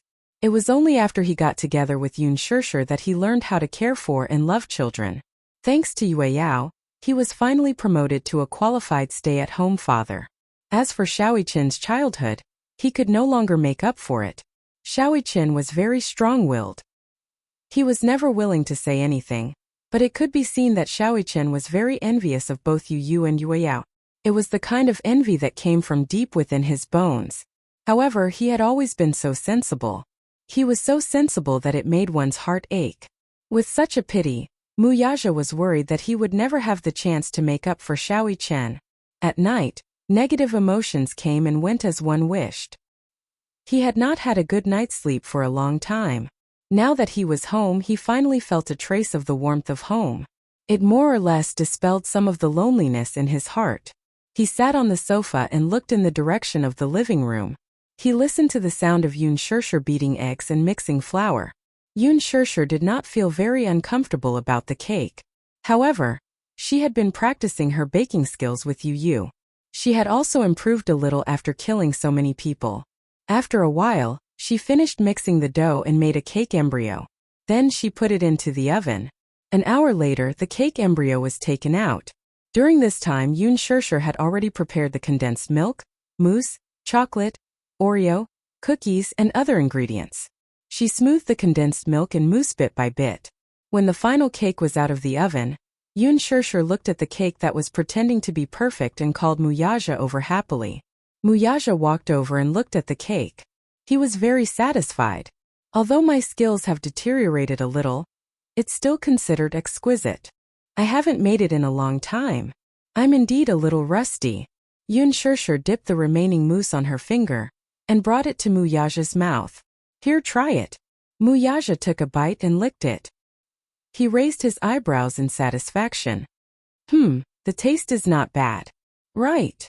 Yoon Shurshur was very pleased. At least this proves that you haven't regressed too much. Where's the packaging? Here. The two of them sealed the cake in a box and put it in the fridge. At night, he would not go to the hospital. Gu Jinglian and Chu Ho stayed behind to take care of her, while Yoon Shurshur and Mu Yaja came back to rest for a while. The two families reached an agreement, taking turns to keep watch at night. This way, the pressure on the various families would lessen. Although people could rest in the hospital, they were provided with foldable single beds, which were not comfortable to sleep on. If they did not sleep well, it would affect their condition in all aspects. This was especially true during company meetings. There were several times when Mu Yaja dozed off in front of several employees. Lu Jinyu and Jiang Shan were dumbfounded. When they got home, they took a comfortable hot bath. The two of them hugged each other and lay on the bed, feeling extremely comfortable. After so many days of stressful life, they finally relaxed a little at this moment. Yoon Shurshur lay on Mu Yaja's chest and asked worriedly, "Will Xiaoi Chen really be safe?" Mu Yaja opened his eyes. Actually, he was not sure about this, but I believe that my son is blessed by the heavens. He will definitely be fine. Chapter 45-51. As she spoke, Yoon Shurshur laughed self-deprecatingly. People only realize how precious that person is when they are on the verge of losing them. Thinking back, Xiaoi Chen has always been very sensible. That day when he was critically ill, I was waiting outside the door and kept thinking about it. I feel like I owe him too much. In the future, there will be plenty of opportunities to make it up to him. I'm just afraid that there won't be any more opportunities. Don't say such things that destroy the morale of our own people. Muyaja paused for a moment and immediately comforted her. The vaccine has already been developed. Don't think too much. Don't let your imagination run wild. Go to bed early. Okay. Yun Shirshir closed her eyes and lay on his chest. It was rare for her to sleep so peacefully. The next day the sun was shining brightly. The gloomy weather for a few days finally came to an end. The sun was shining brightly and the weather was good. Yun Shirshir woke up and drew the curtains. Receiving such warm sunlight, the gloominess in her heart finally dissipated a little. Yun Shirshir woke up early in the morning and was busy in the kitchen. Besides the cake, she also had to prepare some dishes. Muyaja applied for leave and brought the cake to the hospital with Yun Shirshir. Gu Jinglian and Chu Ho were a little confused when they saw that they came with a cake. Whose birthday is it? Yu Yu immediately said. Mommy's birthday. I remember. Yue Yao was also beaming with joy. The atmosphere in the hospital was always oppressive. It was rare that Yun Shirshir's birthday happened, so it seemed to add some joy. Since we're in the hospital this year, we won't hold a grand birthday party. Yun Shirshir placed the cake on the table and placed the dishes one by one on the table.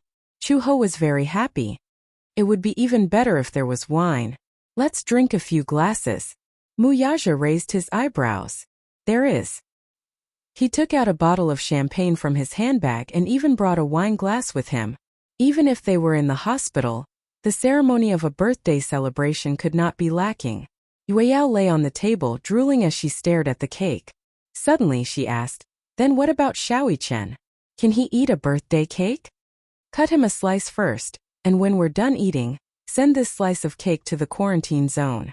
Oh, Yue Yao's eyelashes drooped in disappointment. Yun Shirshir immediately guessed what he was thinking. He squatted down and gently scratched her nose. Yue Yao, that won't do. If the cake is sent in, we can't eat it. The quarantine area is a sterile area. There are a lot of bacteria outside, so my brother can't come out to celebrate his birthday with us. Yue Yao said. Then I'll eat less and leave more for my brother. Yue Yao, be good. You don't have to keep it. The cake is very big. I can't eat too much now. Otherwise, I won't be able to do it if I vomit it out. If he vomited, the blood would flow back into the trachea, which could easily endanger his life. Therefore, he had to rely on liquid food for now. He could only eat a little of the cake. A few mouthfuls would be bad enough. Yue Yao nodded sensibly. Then I'll wish Mommy a happy birthday on behalf of my brother. Yun Shirshir was so touched that she kissed her. Yu Yu walked over and gave Yun Shirshir a big hug. Mommy, happy birthday. I wish that you'll always be 18. Thank you, Yu Yu. Yun Shirshir kissed Yu Yu. Gu Jinglian and Chu Ho gave their blessings one by one. Because of this accident, the relationship between the two families became much better than before. Especially Muyaja and Gu Jinglian, who even knew how to tease each other. Chapter 45-52. Chu Ho inserted candles into the cake. The candles were shaped like numbers, and Gu Jinglian drew the curtains in the ward. The moment he lit the candles, the faint light reflected on Yun Shirshir's face, and her gaze was gentle. Chu Ho said, Shirshir, hurry up and make a wish. Okay. She had already thought of the wish countless times. Yun Shirshir closed her eyes, and a strong wish surfaced in her mind. She wished that Xiaoi Chen would not miss her birthday again. This wish did not ask for much, but could it come true? Yun Shirshir made the wish sincerely and gently blew out the candles. Chu Ho passed the knife to her. Yun Shirshir cut a piece of cake and put it aside. This piece was for Xiaoi Chen. She also cut another piece and put it together with Xiaoi Chen. Chu Ho was a little surprised. Who is this for? Have you forgotten? And your Xiao Bao? Not a single one of them can be missing. Chu Ho came back to his senses. So you haven't forgotten about Xiao Bao? He had originally thought that Yun Shirshir had probably forgotten about Xiaoi Chen because she had been thinking about Xiao Bao. Chu Ho had originally felt that it was a pity that Xiao Bao would not be able to eat the cake because he was also in the quarantine zone. He had not expected that Yun Shirshir would still be thinking about him. This is for Xiaoi Chen and Xiao Bao. Later, after we finish eating, we'll send the cake to them. Okay. We can't forget about them. After dividing the cake evenly, Yu took a portion for Yueyao and another for Jingyang. The little guy was eating with relish. Although cake was not a rare thing, and the little lads had been living in good condition since they were young, they were sick of eating all kinds of cakes. However, in such an environment, staying in the hospital for so many years, they had to eat nutritious meals. It was rare to have cake in such a boring diet, so it was considered a novelty. Yu even felt that this cake was the best thing he had ever eaten in the world. Yu raised the cake and asked, "Mommy, did you make this cake?" "Yes." "Wow." Yu looked at her with admiration. "This cake is probably the best thing I've eaten since I came to this world." Yun sure.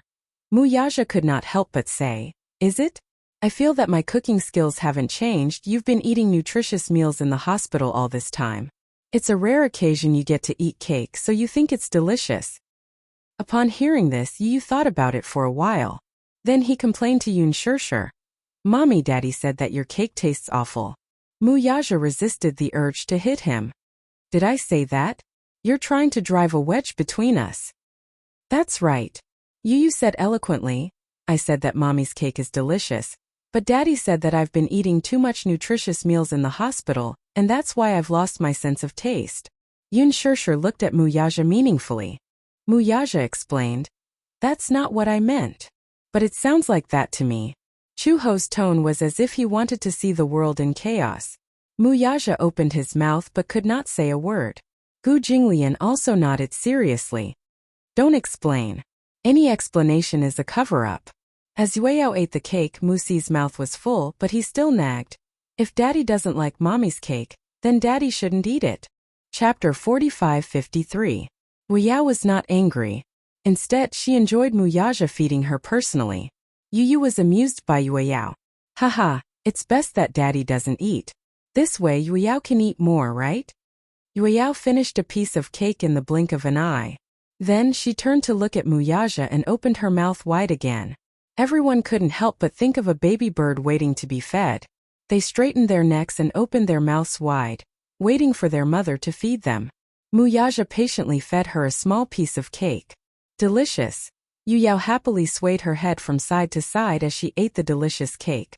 When everyone saw this, they couldn't help but smile. Gu Jinglian's eyes were fixed on her. Chuho saw him staring blankly and couldn't help but nudge him on the shoulder. "Why are you staring at someone else's daughter?" Muyaja was shocked when he heard this. He quickly shielded his precious Yueyao and looked at Gu Jinglian warily. "What are you doing?" Gu Jinglian was caught red-handed and turned his handsome face away awkwardly. Chuho laughed. "I think someone is envious. Envious of having a little princess." Yun sure was surprised. "Hey, didn't you have twins? Jinglian, where's your Qianqian?" At the mention of Qianqian, Gu Jinglian's usually arrogant face was filled with disappointment. Chuho laughed even harder when he heard this. "Qianqian is not close to him." "Not close." Yun sure looked at Gu Jinglian, who was secretly sulking in surprise. She then turned to look at the father and daughter, who were snuggling happily in Muyaja's arms. She could not believe it. This daughter must be the closest to her father. As soon as she said this, the atmosphere in Gu Jinglian's corner became even gloomier. He took a bite of the cake and said nothing. Chuho said helplessly, "Logically speaking, that's what they said. However, Qianqian has also grown up a lot. She can call her mother, brother, and Uncle Fu. She can recognize everyone except for Jinglian. She cries for me to carry her as if Jinglian is a demon king." Yun sure's mouth twitched when she heard that. Wasn't that right? Wasn't Gu Jinglian the great demon king himself? Could it be that his killing intent was too strong? After all, in the past, a simple stomp of the Gu family's feet could cause a bloodbath. Gu Jinglian was ruthless. It was said that the more powerful a person was, the more murderous he would be. Children, on the other hand, were very intelligent. Normally, when they saw someone with a strong murderous aura, they would cry out of instinct. No wonder Qianqian was no longer close to Gu Jinglian. Yun sure only comforted her. "Jinglian, it's okay. The child is still young. When he grows up, he'll naturally be closer to you." Gu Jinglian didn't know if he should nod or sigh. He asked, Was Yueyao close to his father since he was young? That's different. How is it different? Yueyao was taken care of by Yaja since he was young. At that time, I was not in good health after giving birth and he couldn't bear for me to tire myself out. He did everything personally for Yueyao, including breastfeeding him. When Gu Jinglian heard this, he said indignantly, "Haven't I done enough personally?" Chuho said, "Did you take care of the two little guys as well as I did? I cried whenever I got close to them. I couldn't help it. This means that they're afraid of you. Haha, there's no choice. Your daughter isn't close to you." Gu Jinglian was furious. That might not be the case when she grows up. Maybe when she grows up she'll still be close to me. Just like Yueyao, she's closest to her father. Chapter 45-54. Yu proudly hugged Yueyao's shoulders. "I'm the one closest to Yueyao. Yueyao likes me the most, right?" Yueyao's innocent eyes darted around, and she immediately slapped her face. No. Yu was speechless. Everyone laughed. Ha ha ha ha. Yu felt a little wronged. She reached out and pinched Yueyao's face. She was angry at her heartlessness, but she couldn't bear to hit her too hard. She only asked eagerly, "Didn't you say that you like Big Brother the most?" "Not anymore." As Yueyao spoke, she looked at Jingyang and said in a childish voice, "I like Big Brother Yangyang the most now." Yu looked at Jingyang resentfully. Indeed, during her stay in the hospital, Yueyao and Jingyang's relationship was the best. It was so good that it angered both humans and gods. He had been jealous more than once, but because of Xiaoyichen, he had been very worried and neglected to take care of Yueyao. "Because Big Brother Yangyang plays with me," Yueyao said. "I like to play with Big Brother Yangyang the most." Feeling the sharp stab in his back from Yu's angry glare, Jingyang was so scared that he buried his head and ate the cake. He acted as if he was an outsider who didn't know anything and looked innocent. Ha ha ha ha. Everyone laughed even more unbridled. No matter who it was, even Yun Shishir, it was rare to see Yu get snubbed like this. Moreover, it was at the hands of Yueyao. However, even so, Yu still couldn't bear to be angry at Yueyao. She looked at Jingyang with hostility, but when her gaze returned to the back of Yueyao's head, it was full of tenderness. He gently rubbed Yueyao's black hair and said dotingly, "Anyway, no matter who Yueyao likes the most, I will always dote on Yueyao the most. Brother Ichen dotes on Yu too." Yueyao pouted. At the mention of Xiaoyichen, she felt a little disappointed. "Yueyao, when will you be able to see Big Brother? Yueyao misses him so much." Although her tone was full of dejection and grievance, she did not stop eating the cake. Everyone stared dumbfoundedly at Yueyao, who was happily eating the cake but was also worried about Xiaoyichen. For a moment, they didn't know whether to feel sad or laugh. Yu comforted her. "Brother Ichen will recover soon." "Really?" Yueyao's eyes sparkled when she heard this. She bit on her cake spoon and looked up at Yu. "What about us? Are we almost done? You'll be fine if you eat more." "All right." When she heard that she would be fine after eating more cake, Yueyao ate even more happily. Yun Shishir was a little worried. "Will you gain weight if you eat like this?" After all, there was so much sugar and calories in the cake. Yueyao had standard baby fat. Her face was chubby, and with a pinch all her fingers could pinch was meat. It was soft and tender, but there was no meat on her body. Her stomach, however, would bulge like a little ball every time she finished eating. Yu hugged Yueyao lovingly. Such a small glutinous ball even had a strong milky fragrance on her body. He had a feeling that this little sister was made of milk. She had clearly been weaned for a long time, but the milky fragrance on her body was still there. Everyone looked at each other and sighed. Only 2 people were missing from such a joyous and harmonious scene. The 2 cakes were carefully kept and sent to the quarantine area by the nurse. Chapter 45-55. "Eh? A cake?" Xiaobao asked the nurse. "Whose birthday is it?" "Muichen's mother. It's her birthday today, so she said that she can't leave you guys behind." Xiaobao was a little envious when he heard that. "How nice. We can celebrate our birthdays together." The nurse squatted by the bed and comforted him. "Eat this cake and get better quickly. Then you can leave this place quickly." "Okay. Thank you, Auntie Nurse." When the cake was sent to Xiaoyichen's ward, Xiaoyichen had just finished his drip. When he saw the cake, He immediately remembered that it was Yoon Shirshir's birthday today. He had been isolated all this time, so he didn't know that the date outside had changed. The concept of time had been deeply blurred because he was isolated from the world. It was a little regretful. He couldn't accompany his mommy and sing her a happy birthday song on her birthday this year. When will I recover? He was really tired of this place. Xiaoyi-chin was vexed. Back then, when he found out that his illness had worsened, he didn't think much of it. He felt that no matter what, he would be able to turn danger into safety. He was never afraid of death. It was also because of this courage that he didn't take the flu to heart. However, he didn't expect that because of this carelessness, he would become the one with the most serious illness. He had been on the verge of death several times. Until now it was like a nightmare. He wasn't afraid of death. He was only afraid of separation. The nurse said, "Your mommy asked me to pass on a message to you." When Xiaoyi-chin heard that his mommy had something to tell him, he sat up excitedly. "What did mommy say to me?" She said. I'll tell you after you finish eating the cake." Xiaoyi-chin pouted and said coquettishly, "Nurse, tell me first. Don't bargain with me. This is a cake that your mommy personally made. Why, don't you want to eat it? If you don't want to eat it, can you give it to me?" "No." Xiaoyi-chin protected the cake that Yoon Shirshir had personally made. "Anyway, you can't eat this cake. Don't threaten me." "Alright, I'll eat it. Don't eat too much. It's too sweet. It won't be good if you spit it out." "Yes." Xiaoyi-chin obediently picked up the spoon and took a bite of the cake. The cake was sticky, sweet, and mousse, but she didn't feel sick of it at all. Just the right amount of sweetness. It was so delicious that he wolfed it down. "Eat slowly." The nurse's heart ached as she watched him eat the cake. She couldn't help but say, "Your mommy said she misses you a lot." Xiaoyi-chin paused for a moment, and a teardrop fell onto the dining table. He closed his mouth tightly, trying to hold it in, but failed. He carelessly wiped the corners of his eyes. In an instant, his eyes were wet. Because he rubbed them, they were red and swollen. Against his pale skin, it made people's hearts ache. "I miss mommy too."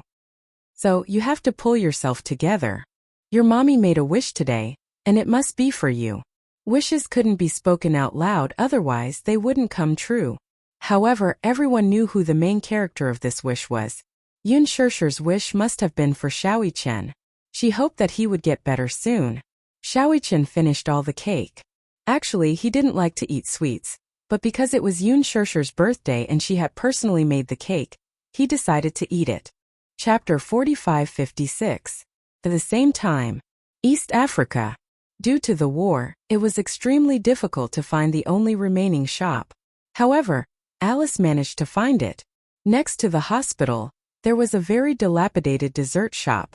There was also a display cabinet selling cakes.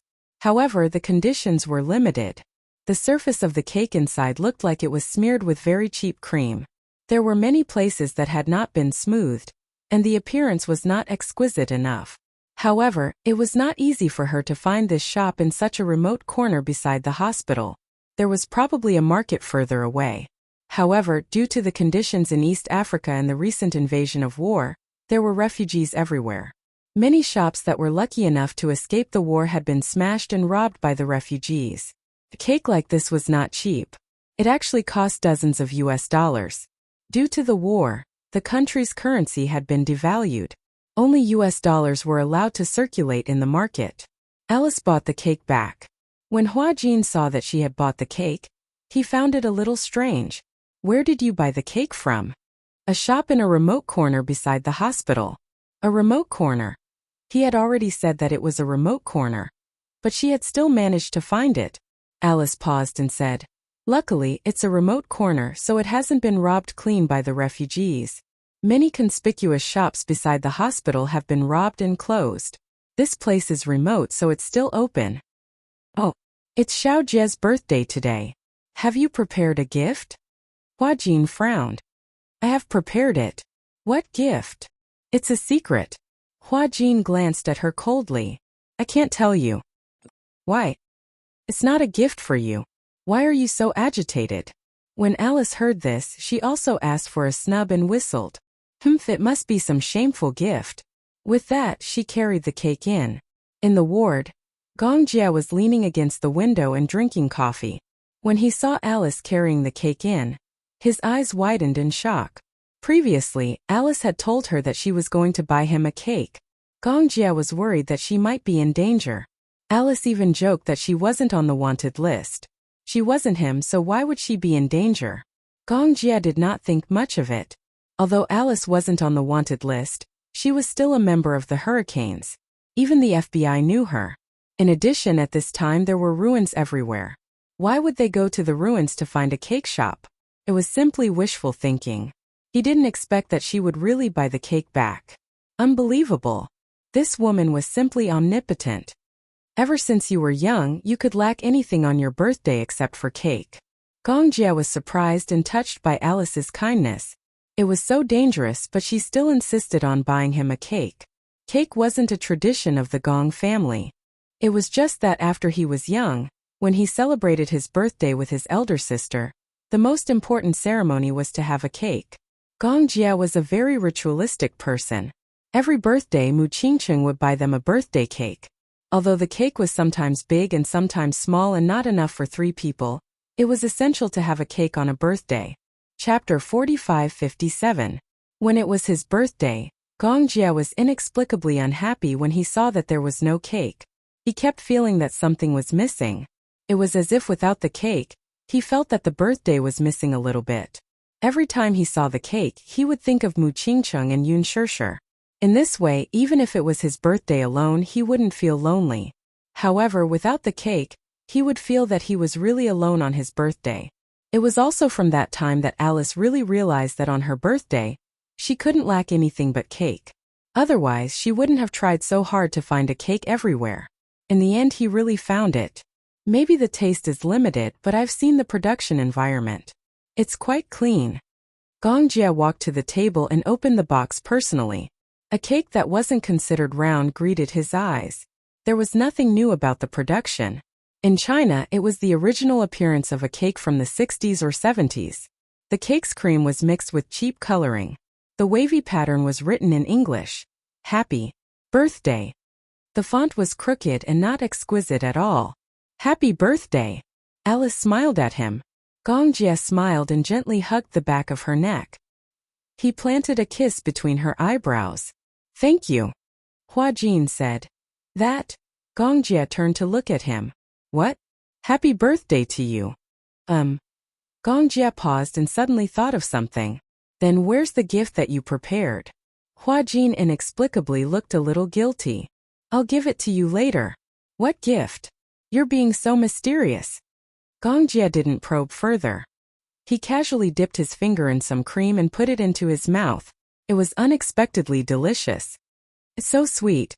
Although it was cheap coloring, the cream was actually not bad. The point was, in a background like East Africa, the food had always been bad. The cake placed here was already considered a luxury. Hua Jin also took a bite. His appetite wasn't as picky as Gong Jia's, but he felt that the cake wasn't delicious. He didn't like cream. This year only Hua Jin and I will celebrate your birthday with you. Alice looked at the cake again. But we were lucky. No matter what, we still found the cake. She actually still remembered. He couldn't live without a cake on his birthday. Gong Jia was a little touched.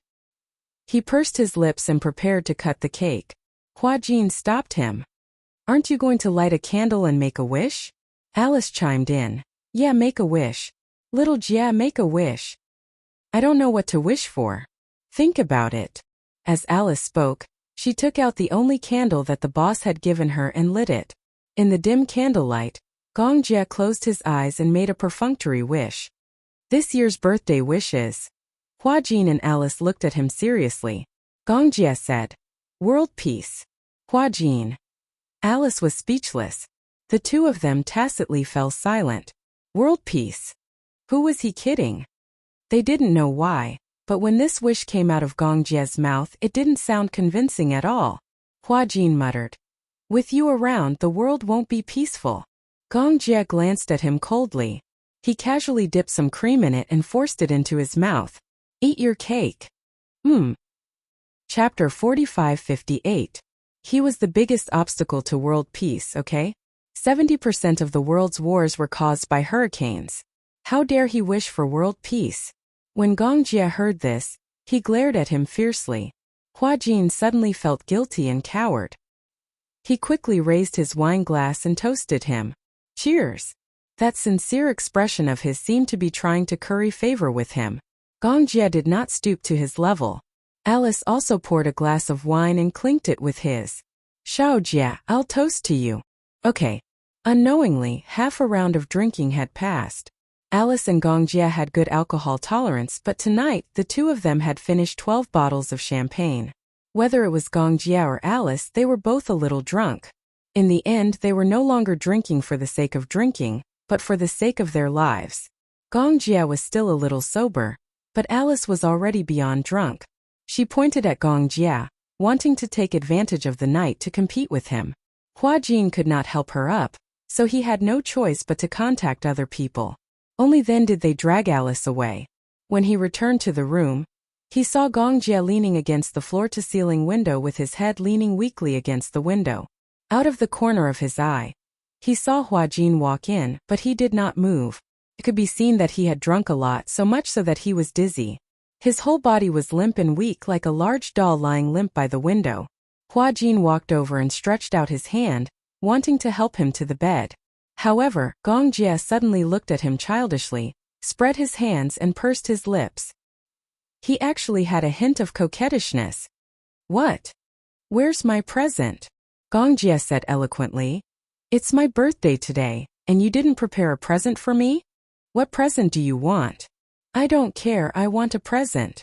Gong Jie began to lose his temper. If you don't give me a present, I won't remember. All right, I'll give you a present. Get up first. Hua Jin was half joking and half fawning. His strength was limited, and drunken people were always scoundrels, so he couldn't do anything to him. Thus, in desperation, Hua Jin tempted him with a birthday present. If you lie down on the bed obediently, I'll give you the birthday present I prepared. When Gong Jie heard this, he smiled meaningfully. You're lying. Oh, you didn't prepare a gift for me at all. Gong Jie was suddenly very angry. You don't even know my birthday. How is that possible? Of course I know your birthday. He always remembered Yun Shishir's birthday, and Yun Shishir's birthday was naturally Gong Jie's birthday. He wouldn't make a mistake. He had always remembered Gong Jie's birthday. I promise you, as long as you lie down on the bed, I'll give you your birthday present. When Gong Jie heard this, he really stood up obediently. With Hua Jin's support, he finally walked to the side of the bed and sat down heavily. The soft bed collapsed slightly. The moment Gong Jie lay down on the bed, he hooked his long arm around Hua Jin's neck and pulled him into his embrace. Hua Jin lifted his head from his chest and glared at him angrily. However, he saw him cupping his face and asking seriously, "Where's the present?" God knew how much he couldn't wait to see his present. Chapter 45-59. Look carefully, the gift you want is right here. With that, Hua Jin cupped the man's face in his hands and pressed his lips against the latter's. The sudden kiss made Gong Jie, whose mind was in a mess because of the alcohol, even more dizzy. Originally, he had drunk a few more bottles out of excitement that night, and his whole body was dizzy. Hua Jin's kiss had really wiped out his last bit of rationality. Hua Jin. He actually took the initiative to kiss him. Was his so-called gift referring to this kiss? Or Gong Jie had no time to think. Almost instinctively, he flipped over and easily pinned him under his body. Pinning the man's hands to the side of the pillow, Gong Jie lowered his head and took the initiative to kiss the other aggressively. Hua Jin's breathing quickened. Only God knew how difficult it was for him to take this step. Ever since Alice said those words to him the day before, he couldn't calm down for a long time. He had always thought that Gong Jie's so-called liking for him was actually just a moment of interest. Most of the liking had nothing to do with love. It was only because of loneliness, because of the desire for warmth, because of a moment of interest. However, after the interest, one would realize that one didn't really like the other person that much. Many feelings were often just the product of loneliness. Hua Jin had always been worried that if Gong Jie knew about Alice's matter, would Gong Jie push him away and be with her because of his guilt towards Alice? However, due to a freak combination of factors, Gong Jie and Alice's attitudes the last time had already made it clear that their friendship would not change. Alice had also told him that it wasn't easy for two people to like each other. Therefore he had to cherish it all the more. Hua Jin thought that this was why he had to take the initiative to take this step. Therefore he used this kiss to express his determination. It was he liked Gong Jie. He didn't want to deny it anymore. This feeling had already existed since the first time they played Dare. When their lips touched through a piece of tissue. His feelings for her were definitely not just a moment of interest. However, at that time he didn't think much of this feeling. He didn't think it was out of love and affection, therefore. He suppressed himself again and again, but he didn't expect that unknowingly, he had already fallen deeply. Liking someone was something that couldn't be suppressed, especially when the other party also liked him. The more he felt suppressed, the more painful it was. If Gong Jie didn't like him, it would be fine. However, Gong Jie also liked him. Since both of them liked each other, then, let's be together. Don't care about the uncertain future, or whether they could walk to the end. Love was in the present. At the thought of this, Hua Jin gently hugged the back of Gong Jie's neck and responded to his kiss even more deeply. Unknowingly, half of the shirt on his body had already been taken off. Similarly, Hua Jin followed suit and removed the man's clothes. In the blink of an eye, Gong Jie's strong shoulders were exposed to the air. For some reason, Hua Jin was so nervous about what was going to happen next that his heart almost jumped out of his throat. Chapter 45-60. Gong Jie suddenly lowered his head and whispered into his ear. There's something I've wanted to say to you for a long time. What? I want. Gong Jie gently lifted his chin and kissed him gently. I want you. This impulse had been brewing for a long time. Hua Jin was slightly startled. However, because of his frantic kisses, he could no longer think independently. The night was dreary. In the room it was charming and gentle. When Hua Jin woke up again, the sky was dark as ink. Beside him, he could hear Gong Jie's heavy breathing. He drank too much. It was lucky that he did not vomit. When he wanted him, he did not know the main points and did not know how to do it.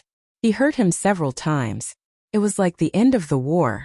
Other than enjoyment, it was more for him to vent the emotions that he had been suppressing. His suppression, Gong Jie's suppression, in the end, turned into energy that filled his body and was injected into the other party's body. When Hua Jin opened his eyes, he felt as if his whole body was filled with cement. He was stiff and could not move. Even when he raised his hand, he felt that his arm was extremely heavy. So thirsty for water. He felt as if the blood in his body had solidified. After much effort, he finally supported his body and got up from the bed. He turned over and got off the bed. When his toes touched the ground, it was as if there was an electric current flowing through his waist. He staggered, his legs went soft and he fell to the ground. Hiss! It was so painful. Why did it feel as if his waist had collapsed? It was sore and painful. Most importantly, his tailbone in particular was extremely sore. Hua Jin wanted to cry but had no tears. He supported himself on the bed and stood up with difficulty. He walked to the table but could not find water. He walked weakly to the cabinet and poured some cold water. He gulped down a few mouthfuls of water to finally relieve his thirst. He held the glass of water and walked to the window. Through the window he looked not far away. Even though it was far away, he could vaguely see the ruins filled with smoke. Wreckage was everywhere, as if it was the scene after the apocalypse. The whole of East Africa felt like it was the end of the world. Behind him there was the sound of Gong Jie turning over. Hua Jin turned around and saw that Gong Jie had turned over and fallen asleep again. He walked over to the bed and squatted down. The smell of alcohol from his breath immediately assaulted his nostrils. She didn't know what he was drinking. Hua Jin clearly hated the smell of alcohol, but the smell of alcohol on his body had a kind of orchid fragrance. He gently touched his face. He always felt that such a face, if placed in the past, would have been unreachable. It was within sight but unattainable. He always felt that he and Gong Jie were people from two different worlds. Therefore, even if he liked her, even if he adored her, he would always carefully maintain a distance from her, not daring to get close. However, the more he suppressed it, the more painful it was. On the contrary, He was envious of Gong Jia. He liked someone and loved someone, and he was so open about it. He still remembered that he grabbed him by the collar and said to him, "Let's be together." There was no hesitation at all, no overcautious. There was no turning back. Hua Jin was envious of this carefree attitude. Now, he also tried to be carefree for once. The moment he poured out the feelings that he had been suppressing, his whole body felt much more relaxed. Chapter 4561. 3 days later. Yun Shishir, who had been waiting in the ward, finally received the good news. The first batch of the vaccine had been successfully tested. Xiaoyi Chen was in the second batch of patients to receive the vaccine. She had heard the news from Chu Ho. During this period, Chu Ho had been following the news closely. Finally, after hundreds of trials, the vaccine had been successfully tested. Yun Shishir could not contain her excitement when she heard the news. Yu Yu was also in the ward. She had just taken her medicine and was a little drowsy. When she heard Chu Ho's words, she immediately sat up in bed. "Really?" Chu Ho nodded. "Yes, it's true. I've confirmed it repeatedly. If there are no accidents, the vaccination will start tomorrow. Xiao Bao is in the first batch, and Xiaoyi Chen is in the second batch." "Really? That's great." She held Chu Ho's hand tightly. She was so excited that her whole body was trembling. "Sure, you can rest assured now. The doctor said that if the vaccination is successful, Xiaoyi Chen and Xiao Bao should be able to leave the quarantine zone very soon." Yun Shishir nodded. "However, because they are in the second batch, we don't know if there are any side effects." Yun Shishir's expression became serious when she heard this. Chu Ho said anxiously, "I've done some research before. Before this, SARS, which is similar to the influenza this time, had wreaked havoc all over the world. However, after the vaccine was tested, although the patients recovered and were discharged from the hospital, because of the vaccine and the ferocity of SARS at that time, after the patients were discharged from the hospital, the side effects gradually appeared. At that time, due to the large use of hormones to suppress the disease, steroid drugs were used in large quantities for emergency treatment. The side effects of the hormones caused some of the patients' femoral head necrosis, diffuse interstitial fibrosis of the respiratory system, and ischemic lesions and necrosis of the femoral head of the motor system. Even though they were saved from the disease, they spent the rest of their lives in pain. Yu Yu took a deep breath when she heard this. As long as he survives, everything will be fine. No matter what pain there is in the future, I will accompany him through it. At most, I'll take care of him. He paused for a moment and continued. However, this influenza is different from SARS. I've done my research on Xiaoyi Chen's treatment plan.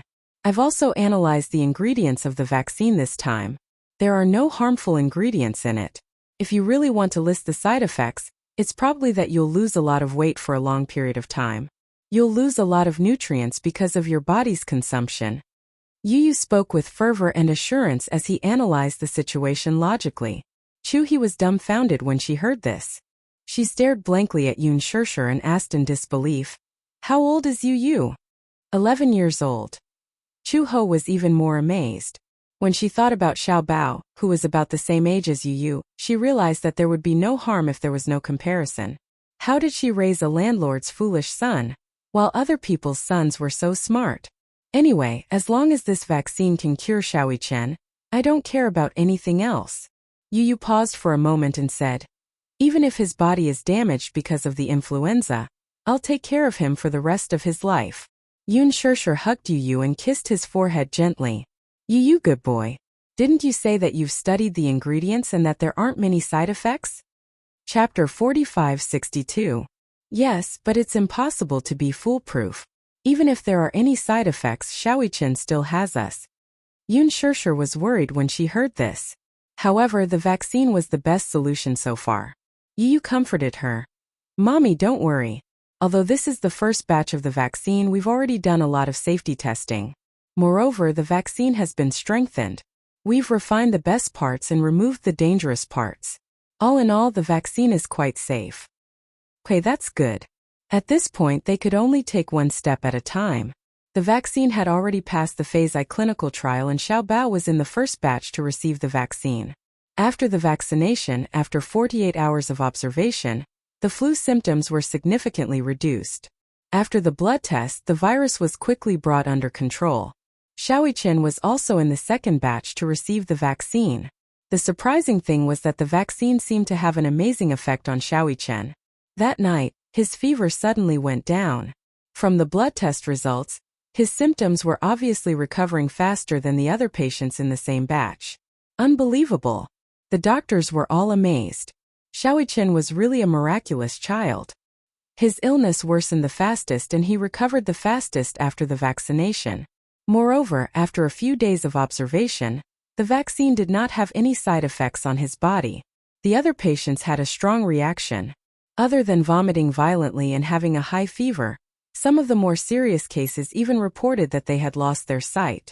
3 days after the vaccination, Xiaobao also had a reaction. He suddenly had tinnitus. Although it recovered quickly, his immune cells plummeted. In other words, his immune system would become very weak for a period of time. The vaccine killed the bad virus and eliminated the good bacteria. In fact, the adaptability of the vaccine varied from person to person.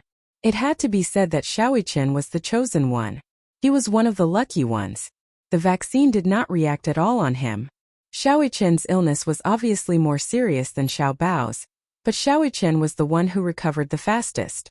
He was also one of the first people to leave the quarantine zone. That day, Yun Shirshir and Mu Yaja were at the quarantine area's entrance early in the morning, wearing heavy protective suits. Xiaoqian was also wearing a thick mask as he lay on the bed. The nurse carefully moved him out of the room. Several attending physicians and vaccine clinical professors were especially excited. They personally sent him off and lit up the fireworks.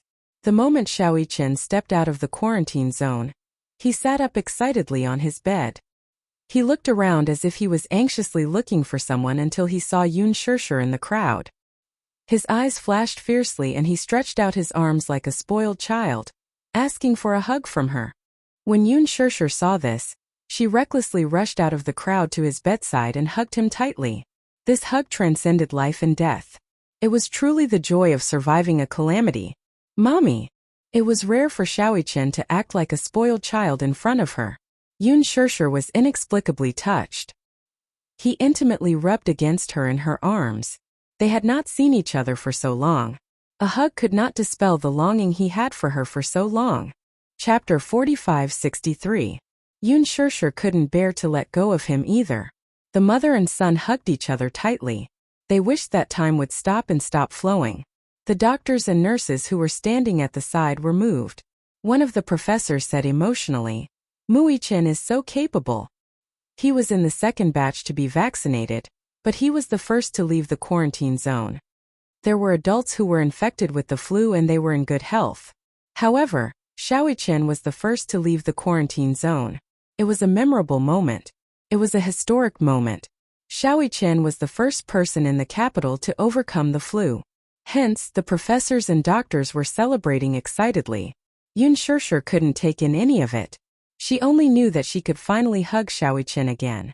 She had been thinking about it day and night, and finally she wasn't disappointed. "Where's Yu?" Xiaoqian suddenly asked in her arms. Yun Shirshir wiped her tears and quietly turned to the side when she heard this. "Over there." Xiaoqian followed Yun Shirshir's gaze and saw Yu holding Mu Yaja's hand. They stood beside him and quietly looked in his direction. "Go ahead." Mu Yaja couldn't help but laugh when he saw the two little guys looking at each other. "Do you want to give Xiaoqian a hug?" "Who wants to hug him?" Yu pouted and complained. "He made me wait for so long and he came out so late. Who wants to hug him?" Mu Yaja smiled knowingly when he heard this. This little guy was still so duplicitous even at this moment. God knew how hard it had been for him to fall asleep last night when he found out that Xiaoqian would be able to leave the quarantine zone the next day. He couldn't fall asleep no matter how hard he tried. He was afraid that something unexpected would happen. Although Xiaoqian would be able to leave the quarantine zone the next day, Yu was worried that something unexpected might happen. Perhaps his condition would worsen overnight. He appeared to be very indifferent, but in fact, he was more anxious and impatient than anyone else. Mu Yaja had no choice but to gently push him from behind. Yu was caught off guard and stumbled a few steps back. He turned around and looked at his daddy with disdain. "Go." Give your brother a hug as a celebration for him. Yu Yu hesitated for a moment before she turned around and walked towards Xiaoyi Chen. Xiaoyi Chen quietly watched him walk towards him. He couldn't help but reach out his hands and look at him expectantly. Yu Yu looked at his expectant expression. For some reason, she felt a lump in her throat and her eyes turned red. She took a few steps forward and threw herself into Xiaoyi Chen's arms, hugging his shoulders tightly. Xiaoyi Chen. Yu Yu pretended to be calm. He gritted his teeth, but he couldn't hide his sobs. He forced out a few words. Welcome back. Xiaoyi Chen was so touched that his eyes turned into crescents. Although he was smiling, tears streamed down his face. I'm home, Yu Yu. Yu Yu? Mui Chen bit his lip. He couldn't hold back the second half of his sentence. I missed you. Did you miss me? Yu Yu nodded gently and said in a choked voice. Yes, I missed you so much. How rare. Yun Shirshir and Muyaja couldn't help but feel emotional. Yu Yu, who had always been arrogant, had finally said, I missed you. Chapter 45-64. Yun Shirshir was so touched that she wiped away her tears. Because of this new lease on life, she thought that she would cherish the happiness of her family of 6 even more in the future. Wealth and power were another matter altogether. Only a healthy and safe life was the most important. Yu Yu and Mui Chen hugged each other tightly. The two of them turned their heads at the same time and glanced at Yun Shirshir and Muyaja.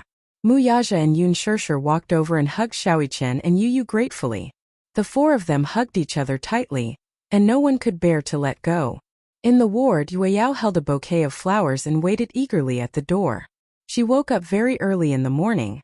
Yun Shirshir had already told her that Xiaoyi Chen would be returning to the ward this morning, and she would bring Yu Yu to welcome him.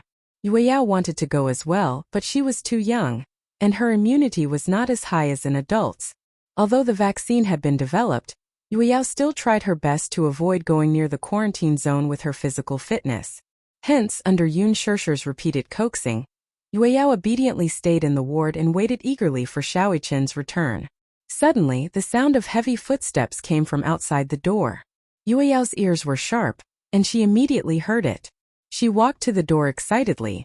If she were a little puppy now, her tail would be wagging excitedly. The door finally opened. Yueyao was about to go up to welcome him when she saw Chuho push the door open and walk in. When he saw Yueyao standing at the door like a puppy holding a bouquet of flowers, he was dumbfounded. Yueyao immediately wilted when she saw Chuho. What? I thought Brother Ichin was back. Chuho didn't know whether to laugh or cry. He walked over and picked Yueyao up. What's wrong, little Yueyao? Are you waiting for Xiaoyi Chen? Yes. Mommy said that Brother Ichin is coming back today. When Yueyao mentioned Xiaoyi Chen, her face flushed red. She was obviously very happy. Chuho lovingly scratched the bridge of her nose. Sometimes the more he looked at Yueyao, the more he liked her. She thought that it would be great if Qianqian could be as cute as Yueyao when she grew up. Yueyao was quite likable. She was obviously raised like a little princess, but she didn't put on the airs of a princess. Don't worry, Xiaoyi Chen will be back soon. Just as they were talking, Yun Shirshir and Muyaja's voices came from outside the door. Sensing that her daddy and mommy were back, Yueyao kicked her legs and said that she wanted to come down. Just as Chuho put her down, Muyaja pushed the door open. Yueyao hurriedly walked over with the flowers in her hands. Suddenly, she bumped into the operating table that had just been pushed open. With a plop, she fell on her butt on the ground. Yun Shirshir was shocked when she saw this. Just as she was about to walk over and carry her, she saw Yueyao nimbly get up from the ground. She patted the dust off her butt and walked toward Xiaoyi Chen. Brother! Xiaoyi Chen was lying on the bed obediently. When he heard Yueyao's soft voice, he struggled to sit up. He had just been vaccinated and was still recovering. He was weak in all aspects, so when he sat up he was a little out of breath. Just as he sat up, he saw Yueyao walking toward him with the flowers in her hands. Brother, welcome back. Xiaoyi Chen was stunned. Chapter 45-65. Yueyao finally peeked her head out from behind the bouquet. She was panting, but she insisted on handing the bouquet to Xiaoyi Chen. Brother, welcome back. Moi. Xiaoyi Chen was extremely touched. He knew that Daddy and Mommy would come personally to welcome him. Yu Yu would also come personally to welcome him. However, he did not expect Yue Yao to look forward to his return so much. In the past, Yue Yao had despised him as her brother the most. He did not know why, but Yue Yao was not close to him. Usually when everyone stood in a row in front of her, the first thing she would do was let Yu Yu hug her. She would also let Gongjie hug her. Then it would be Yun Shishir and Muyaja. After that it would be his turn. However, he only realized now that he was so precious in Yue Yao's heart. Xiao Yiqin stretched out his arms and hugged the bouquet in satisfaction. Yue Yao blinked and smiled. Her face was round and her eyes were like the moon. She seemed to have grown taller and thinner. He wondered if she had suffered a lot while he was not around.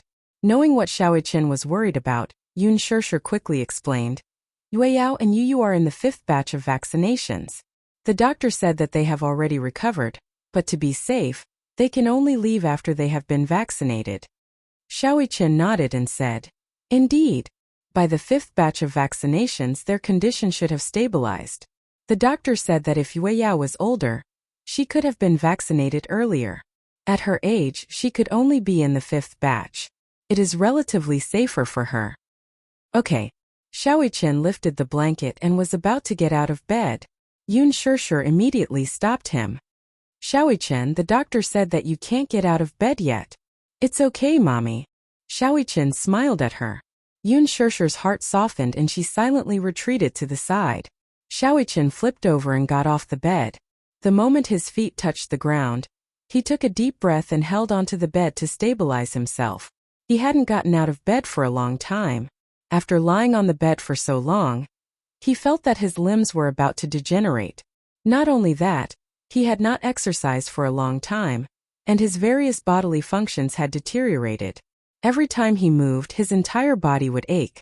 Xiao Yiqin ignored his own body and opened his arms to Yue Yao with a smile. Good girl, Yue Yao. Let me give you a hug. When Yue Yao saw him get out of bed, she immediately went up to him and called out sweetly, Brother. He was so small, so how could he know anything? When he saw Xiao Yiqin calling for him, he immediately pounced over without hesitation. However, she pounced on him so enthusiastically that Xiao Yiqin, who was already weak, suddenly knelt on one knee on the ground. Yue Yao was frightened and immediately used all her strength to support him. She held onto his arm and hugged his waist. She looked as though she was about to cry and looked at Yun Shishir. Mommy, what's going on? Brother seems to be. Xiao Yiqin immediately tried to calm her down. It's okay. My legs are just a little weak. Yun Shishir looked at Muyaja worriedly. Muyaja walked over and helped him up. Is it because you haven't gotten out of bed for a long time? Is that why it's a little difficult to stand? Xiao Yiqin nodded reluctantly. With Muyaja's help, he finally stood up. Yue Yao supported him from the side and placed his hand on her shoulder. Brother, support me. I won't let you fall. Chapter 45-66. Yue Yao hugged his shoulders. Even though it was a little strenuous, she still used all her strength to support his body. Yun Shishir walked over and couldn't help but scratch Yue Yao's nose with heartache. Brother, are you heavy? Yue Yao shook her head and said, No. Jingyang watched from the side. Ever since Xiao Yiqin returned to the ward, he had been hesitant. After hesitating for a long time, he clenched his fists and finally mustered up his courage. He carefully walked forward and asked with a smile, Brother Yiqin, do you want me to help? Xiao Yiqin glanced at him from the corner of his eye and his face turned cold. Go away. Jingyang smiled. Okay. He tactfully walked to the side and sat on the bed aggrievedly. Yun Shishir and Chu Ho looked at this scene in a daze. For some reason they didn't know whether to laugh or cry. It was obvious that Jingyang wanted to curry favor with Xiao Yiqin. After all, he was Yue Yao's brother. Especially since Xiao Yiqin had finally returned from death's door and successfully received the vaccine. He naturally wanted to welcome him. In the end, Xiao Yiqin especially disliked Jingyang. He and Yue Yao were so close that Xiao Yiqin was most upset about it. Therefore, he was unwilling to pay attention to Jingyang. As a senior Siscon, he still hadn't forgotten that Yue Yao had neglected him, and Yu Yu for Jingyang. Yun Shishir didn't know whether to laugh or cry at Xiao Yiqin's guarded look. Chu Ho whispered, Why do I feel that it will be difficult for Yue Yao to get married in the future? Yun Shirshir glanced at her and didn't react for a while. Look, Yueyao has 2 brothers who dote on her so much and a father who dotes on her. Whoever wants to marry Yueyao in the future will have to conquer these 3 men. It's enough for him to suffer. After Chu Ho mentioned it, Yun Shirshir also realized it. She sighed helplessly. In our family, Yueyao is the most precious. I'm also worried that he won't be able to get married in the future. Yaja is still fine. When Yueyao was born, he was like a slave to his daughter. Now that I've brainwashed him, he's much better. However, those 2 guys, Yu and Xiaoichen, won't let Weiyao suffer in the future. Yes. I really don't know if this is a good thing or a bad thing. Yun Shirshir shook her head. It can't be anything good. When he grows Yuaoichen, he will definitely have a family's family. If he does, Xiaoichen and Yuaoichen will definitely not get along with their brother-in-law. On top of that, Yaja is such a difficult father-in-law. For some reason, after hearing Yun Shirshir's words, Chu Ho suddenly sympathized with Yueyao's future husband. He's still young. When he grows up, perhaps it will be better. Yun Shirshir shook her head. No, the older he grows, the deeper the bond between the 3 children will be. Actually, everyone has always felt that Yueyaoichen and Yu is too dependent on Xiaoichen and Yu. But in reality, Xiaoichen and Yu are too dependent on Yueyao. Yueyaoichen has a special meaning to them. A special meaning? Chu Ho didn't understand. What special meaning? Chapter 45-67. I understand now. Chu Ho continued. Actually, Xiao Bao feels the same way about Qian. However, he likes his younger sister very much, but he doesn't like his younger brother at all. Yun Shirshir was surprised. Why? Maybe it's because the same sex attracts and the opposite sex repels. That was a perfect answer. Yun Shirshir couldn't stop laughing. The atmosphere in the ward was joyous and harmonious. It had been a few days and the ward had been gloomy. Now that Xiaoichen was back, the cheerful atmosphere finally returned. When Xiaoichen returned to the ward, he was still on the same bed. Although he couldn't leave the hospital for the time being, at least everything was stable after he was vaccinated. Although the public was still in a state of panic about the spread of the flu, they were still optimistic about the vaccine that was released this time. The atmosphere in the hospital was no longer lifeless. All the patients had new expectations for their lives. Soon, Xiao Bao came back with the good news that he could leave the quarantine zone. On the day that Xiao Bao left the quarantine zone, he was in good condition. Although he was in the first batch to receive the vaccine, he came out 2 days later than Xiaoichen. The doctor confirmed it again and again, and Chu Ho also asked about it. Overall, Xiao Bao's condition was good and stable, but it was slightly worse than expected. As long as he was given more nutrition, there would be no problem. When Xiao Bao came out of the quarantine zone, Xiaoichen had almost recovered. Ever since he left the quarantine zone and returned to the ward, Yun Shirshir was full of energy. Every day, she would eat fish soup and bones to nourish Xiaoichen's body. She couldn't wait to quickly recover in 3 to 5 days. Xiaoichen regained a lot of energy after eating so much fish and meat, as well as fruits and vegetables. Therefore, not long after, he could get out of bed and jump around. Xiaoichen's physical strength had decreased a lot after he was born with the disease, so he started to exercise after he recovered. He had to do 100 sets of push-ups every day. When Xiao Bao came out of the quarantine zone, he was even sicker than Xiaoichen. He lay on the bed, unable to move at all. If it weren't for Xiaoichen, Chu Ho would have been worried sick. However, when he thought about how Xiaoichen had been like this when he came out and how he was still as lively as ever under Yun Shirshir's care, Chu Ho wasn't worried at all. The welcoming ceremony was naturally very grand. When Xiao Bao was pushed into the ward, there were fireworks and a small Corolla made by Yueyao. However, Xiao Bao couldn't do anything other than lie on the bed. Chu Ho walked over to Xiao Bao with heartache and picked him up. Xiao Bao said weakly, "Mom, can you fulfill a wish of mine?" "What wish?" Xiao Bao pouted and tears almost fell from his eyes. "I want to eat ice cream."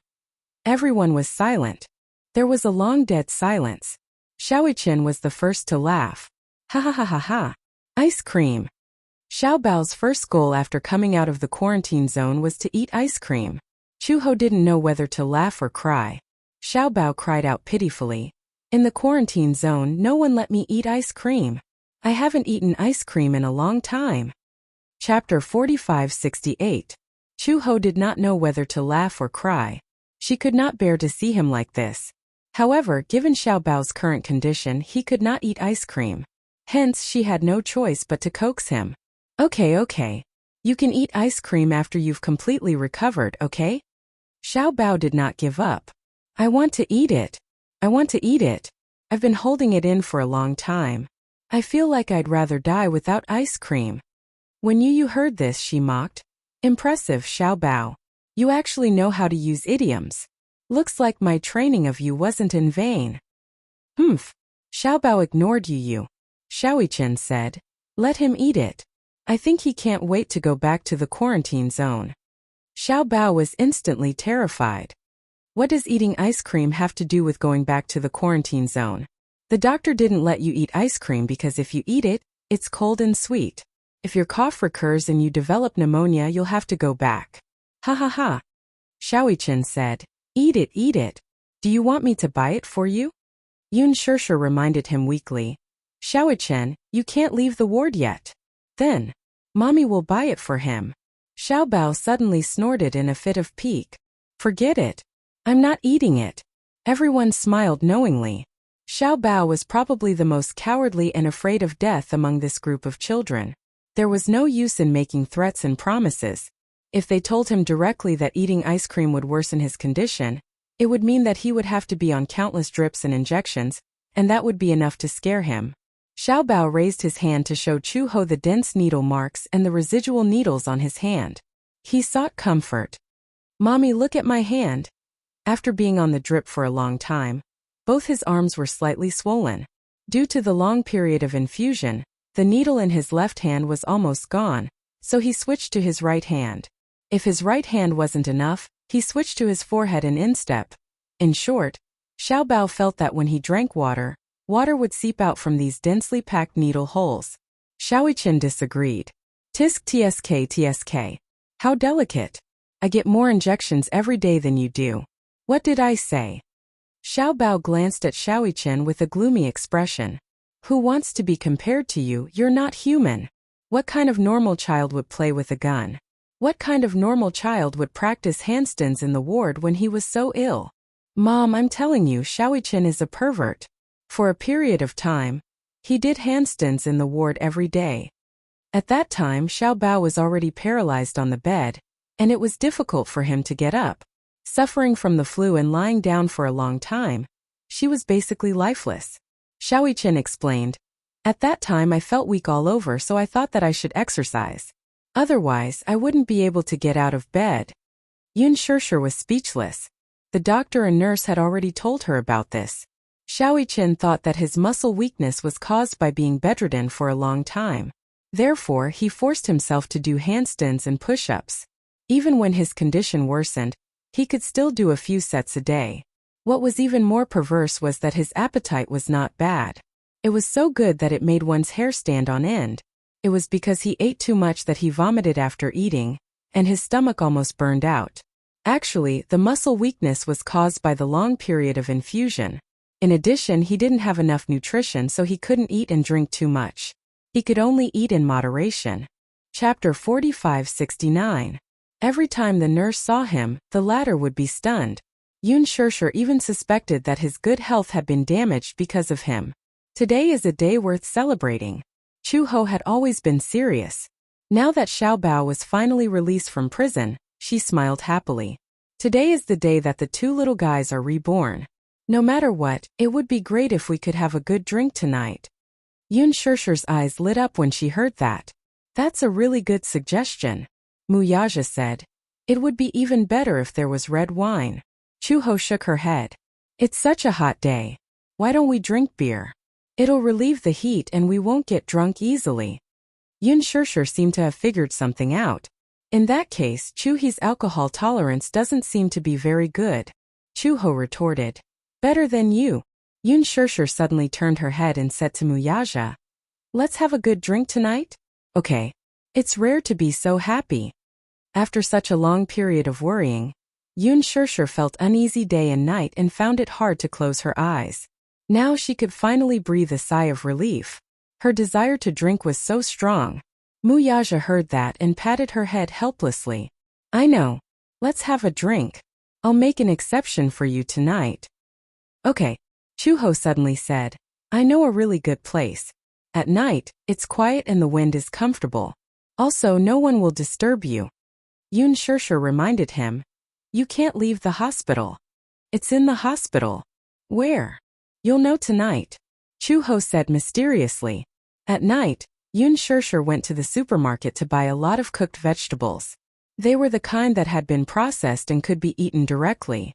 Although they weren't exquisite and were relatively cheap, most office workers who didn't have time to cook would go to the supermarket to buy cooked vegetables. The taste was definitely not top-notch, but it was still not bad. After buying cooked vegetables, a case of beer, peanuts, and kimchi, the group of people entered the hospital under the cover of the big meal. Chuho led a group of people to the balcony of the hospital. It turned out that the perfect place she was talking about was the hospital's balcony. It was big and spacious. During the day, many doctors and nurses would wash their work clothes and dry them here. At night, all the clothes would be taken away, leaving only the bare clothes rack. After moving the clothes rack away, Yun Shirshir spread out the soft cushions she bought on the balcony. It was a very large area and the group of people sat on it. Xiaoyi-chen and Yu were the first to lie down. As the night breeze blew, they felt extremely comfortable. So comfortable. When Chuho heard this, he said proudly, Comfortable, right? What do you think about this place? Muyaja praised from the bottom of his heart. I'll give you a first-class merit. Everyone sat down on the cushions. Yun Shirshir couldn't wait to put the fragrant cooked vegetables on the small table one by one. Muyaja opened the can of beer. It was the first time he and Gu Jinglian had eaten like this. Although many of the cooked dishes looked strange, the aroma and the fact that they were really hungry stimulated everyone's appetite.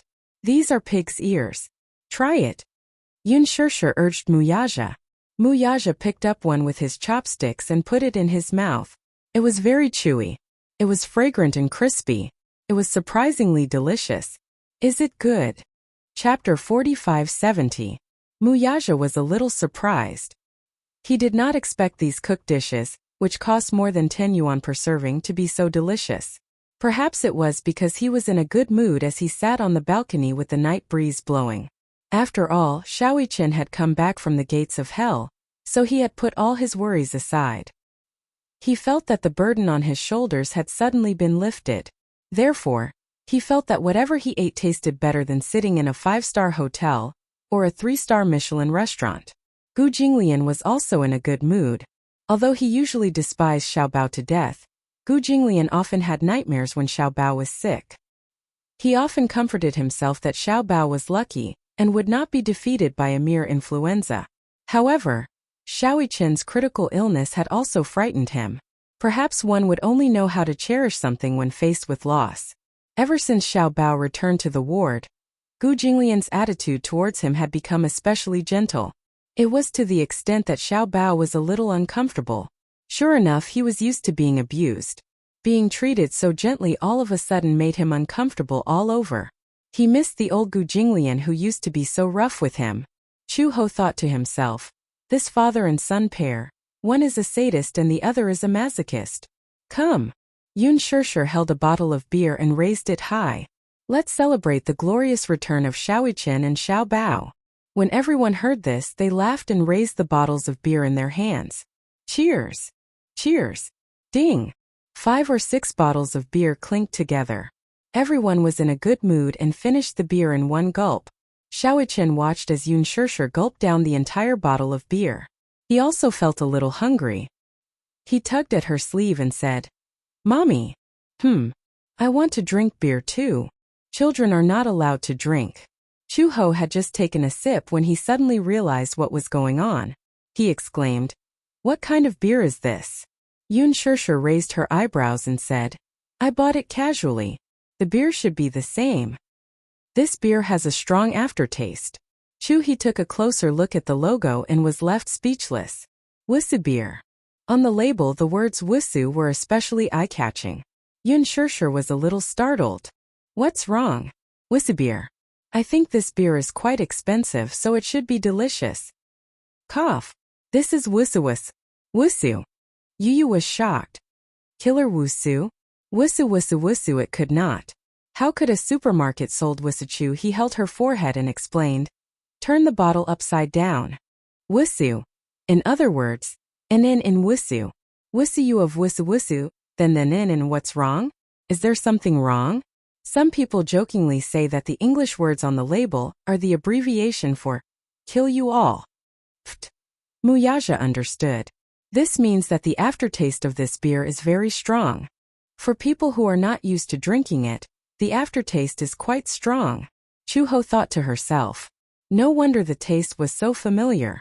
She had drunk a bottle when she was at work, and the aftertaste was unusually strong. She did not feel anything at first, but when she was full and stood up, she felt a lack of oxygen in her brain. Then, she felt as if she was walking on air. This beer actually doesn't taste that good. It's so expensive, Gu Jinglian complained. Chapter 4571. Weird taste. Gu Jinglian mocked. Chuho didn't know whether to laugh or cry. Why? You're not used to it, so you won't allow others to say that it's good? Gu Jinglian said. It tastes so bad. Yun Shirshir put her hands on her hips and said, I was the one who bought the beer. He dares to say that it doesn't taste good. Ha ha ha.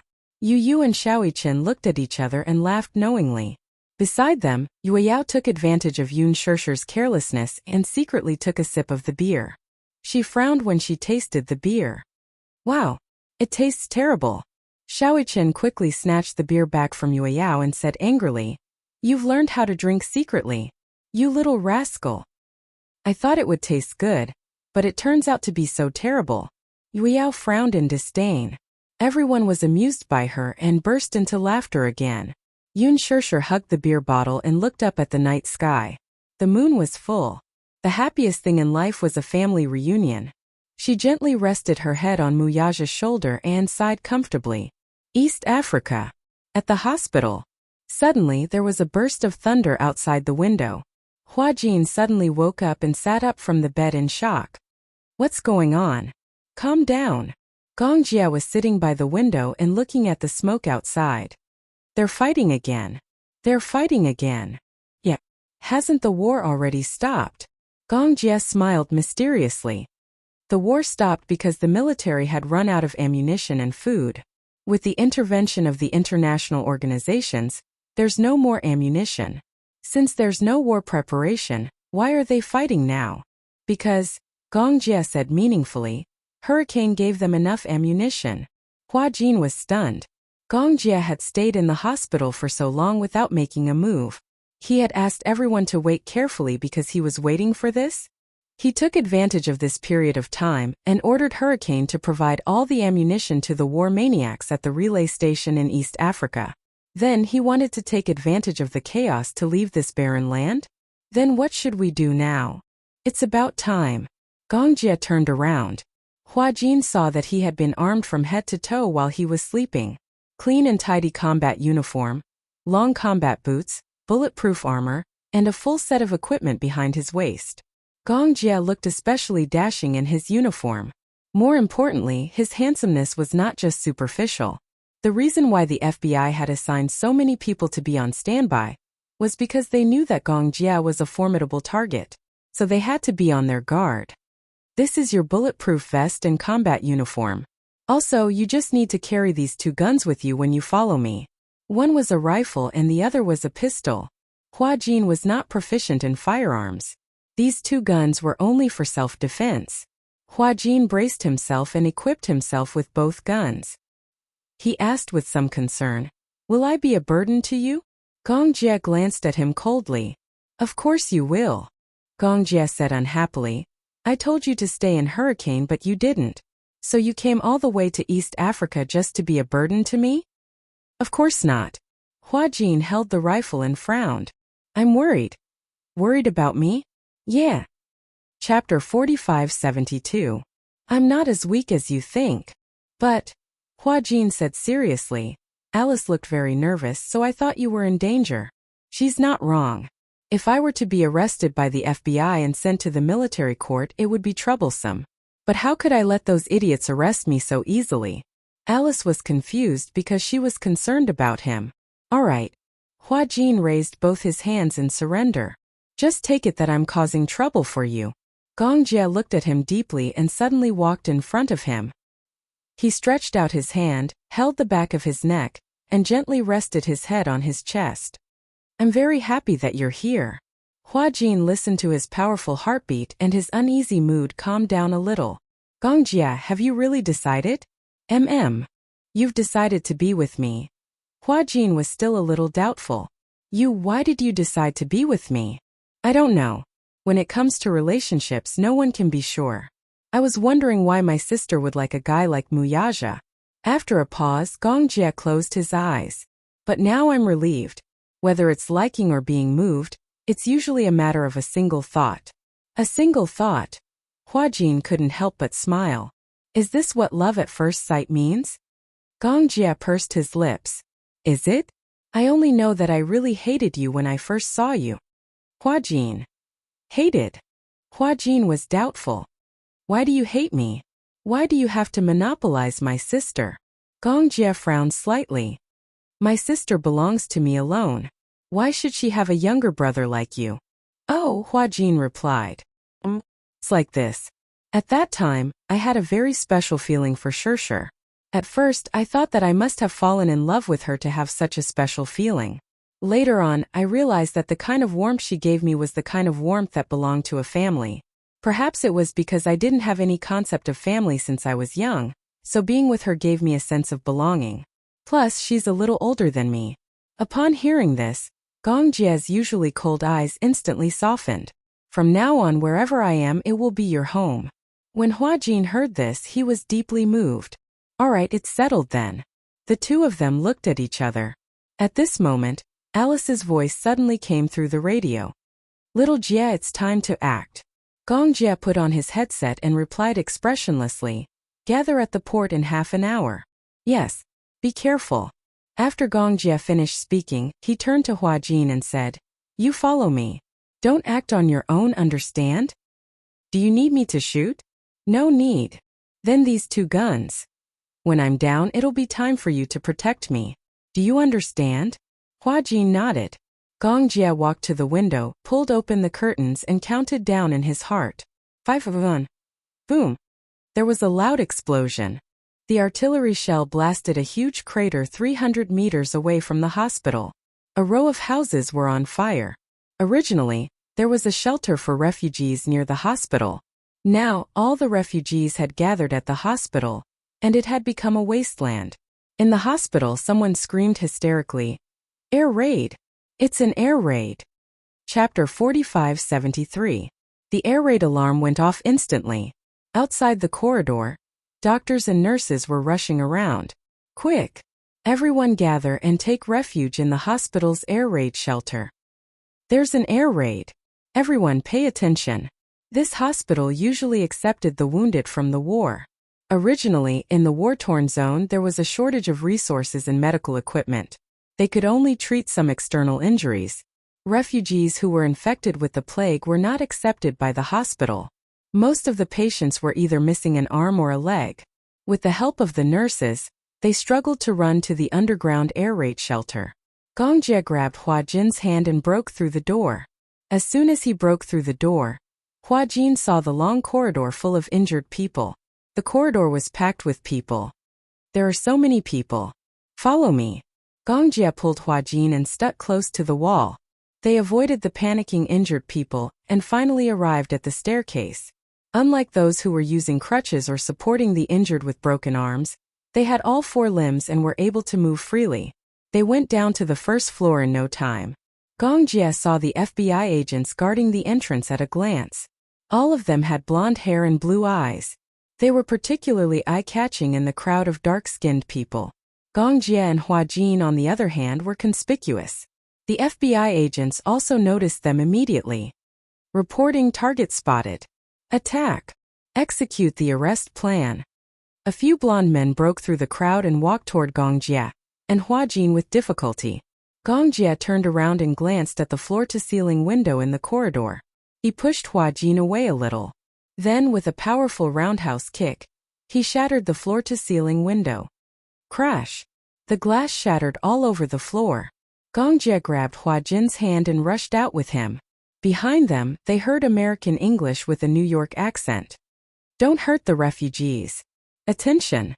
Unless absolutely necessary, don't shoot. Don't hurt the target, don't hurt the innocent. When the FBI carried out their plan, they first had to comply with international security laws.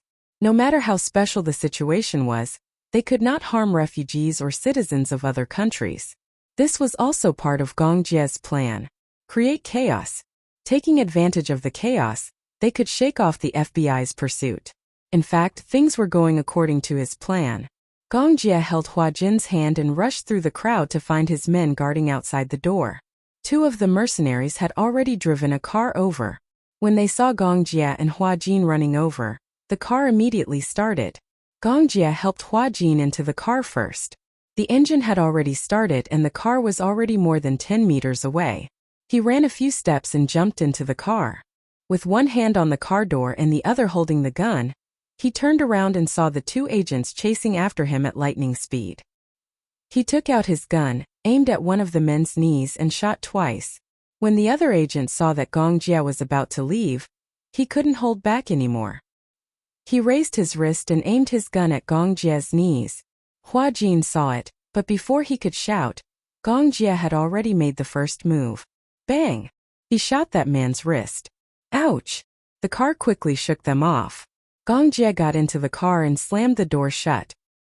He smoothed his messy hair and finally heaved a sigh of relief. Hua Jin asked, "Are we safe now?" "Not yet. Before we board the ship, we are still in danger." Gong Jie turned his head and looked at Hua Jin.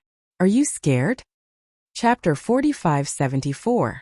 There was a kind of superstition about him. He always felt that Gong Jie, this man was omnipotent. As long as he was here, even if the sky fell down and the world ended, he would protect him and ensure his safety. The car drove towards the port. Hua Jin suddenly asked suspiciously, "Will there be FBI agents at the port?" "I don't know." Gong Jie looked at the back of the car through the window and did not see anyone chasing after them. Now that there's a riot, those American guys should be panicking. After Gong Jie said that, Hua Jin still did not let down his guard. Until the car reached the port, everything was unbelievably smooth. Alice was already waiting at the port. When she saw Gong Jie and Hua Jin, she immediately walked over. "Here again." Hua Jin held his forehead with a headache. "The last time I was here, I think I was kidnapped to East Africa. Not long after, I'm revisiting the old place." "Don't tell me you can't bear to leave East Africa and refuse to leave." "No." Hua Jin immediately showed a frightened expression. "I can't wait to put on my wings and leave this place." "All right, cut the crap. Hurry up and get on the boat." Alice kicked Hua Jin's back and chased him onto the boat. Feeling aggrieved, Hua Jin turned around and glared at her resentfully. "Violent woman. If you continue to talk nonsense, I won't use this to chase you onto the boat." As Alice said that, she pulled out a gun from her waist belt and aimed it at him. Hua Jin was so frightened that he quickly shrunk his shoulders and boarded the boat. Gong Jie stepped onto the boat ladder and turned around to look at Alice. He wanted to say something but stopped. In the end, he did not say anything. Alice looked at him and suddenly smiled. "Why are you looking at me?" "Nothing." Gong Jie casually threw the gun at her. Alice caught it and shook her head helplessly. She took the opportunity to clip the gun behind her waist. With just a glance, they understood each other's intentions. Alice exhaled, turned around, and boarded the ship. The armed cargo ship gradually left the port. Hua Jin leaned against the bow of the ship and looked at the distant mountain peak. Peace is great. It's great to live in a peaceful country. Life was too fragile. Therefore, he had to cherish the present and grasp the present. Gong Jie walked to his side and leaned against the bow with him. He gently bumped his shoulder and asked, "What are you thinking about?" "I'm thinking that it's precisely because life is so fragile that we should cherish it even more." Gong Jie smiled deeply. "You don't have to cherish life. You just have to cherish me." "What do you mean by cherishing?" "Seize every minute and second of being together." Gong Jie rarely said such romantic words. Hua Jin was flattered. He stared at him. Suddenly he leaned over, put his arms around the back of his neck, and kissed him deeply. He rarely took the initiative to kiss him. Gong Jie smiled and hugged his shoulders. While enjoying the kiss, he also deepened the kiss. This was a kiss after surviving a disaster.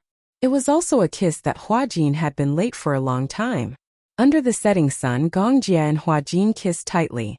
The warm rays of the sunset poured down on their bodies, softly plating their figures with a layer of gold. They were so beautiful that they looked like sculptures. Alice stood at the head of the lower deck. Separated by the railing, the sea breeze blew on her face. It had been a long time since she felt cool. Chapter 45-75. In a dilapidated house in the capital. It had just rained heavily, and even the air felt damp. In addition, there was also the smell of green grass in the air. Bai Ran did not like this smell very much. She sat in front of the table by the window and looked out of the window in a daze. She did not like the wet grass smell in the air, but she had to open the window to get some fresh air after the heavy rain. The table in front of her was very old. When she was studying, this table was piled full of review questions and homework. After graduation, it was cleaned up a little and became a simple dressing table. There were some cheap skincare products on it, the most basic moisturizing products. A facial mask was only 5 yuan, but it was still a little extravagant for her, who had just graduated and only had a salary of 4,000 to 5,000 yuan. She did not dare to be too extravagant. She applied it once every 4 days on her face, neck, and knees. In short, she made the best use of everything. Although she had just graduated and her salary was not high, Bai Ran had been very vain since she was young. Sitting in front of the mirror, Bai Ran looked at her face in the mirror and was slightly lost in thought.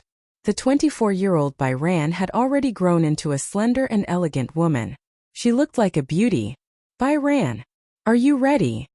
Someone shouted outside the door. Bai Ran gently patted her face that was stiff because of nervousness and hurriedly stood up. Yes, I'm ready.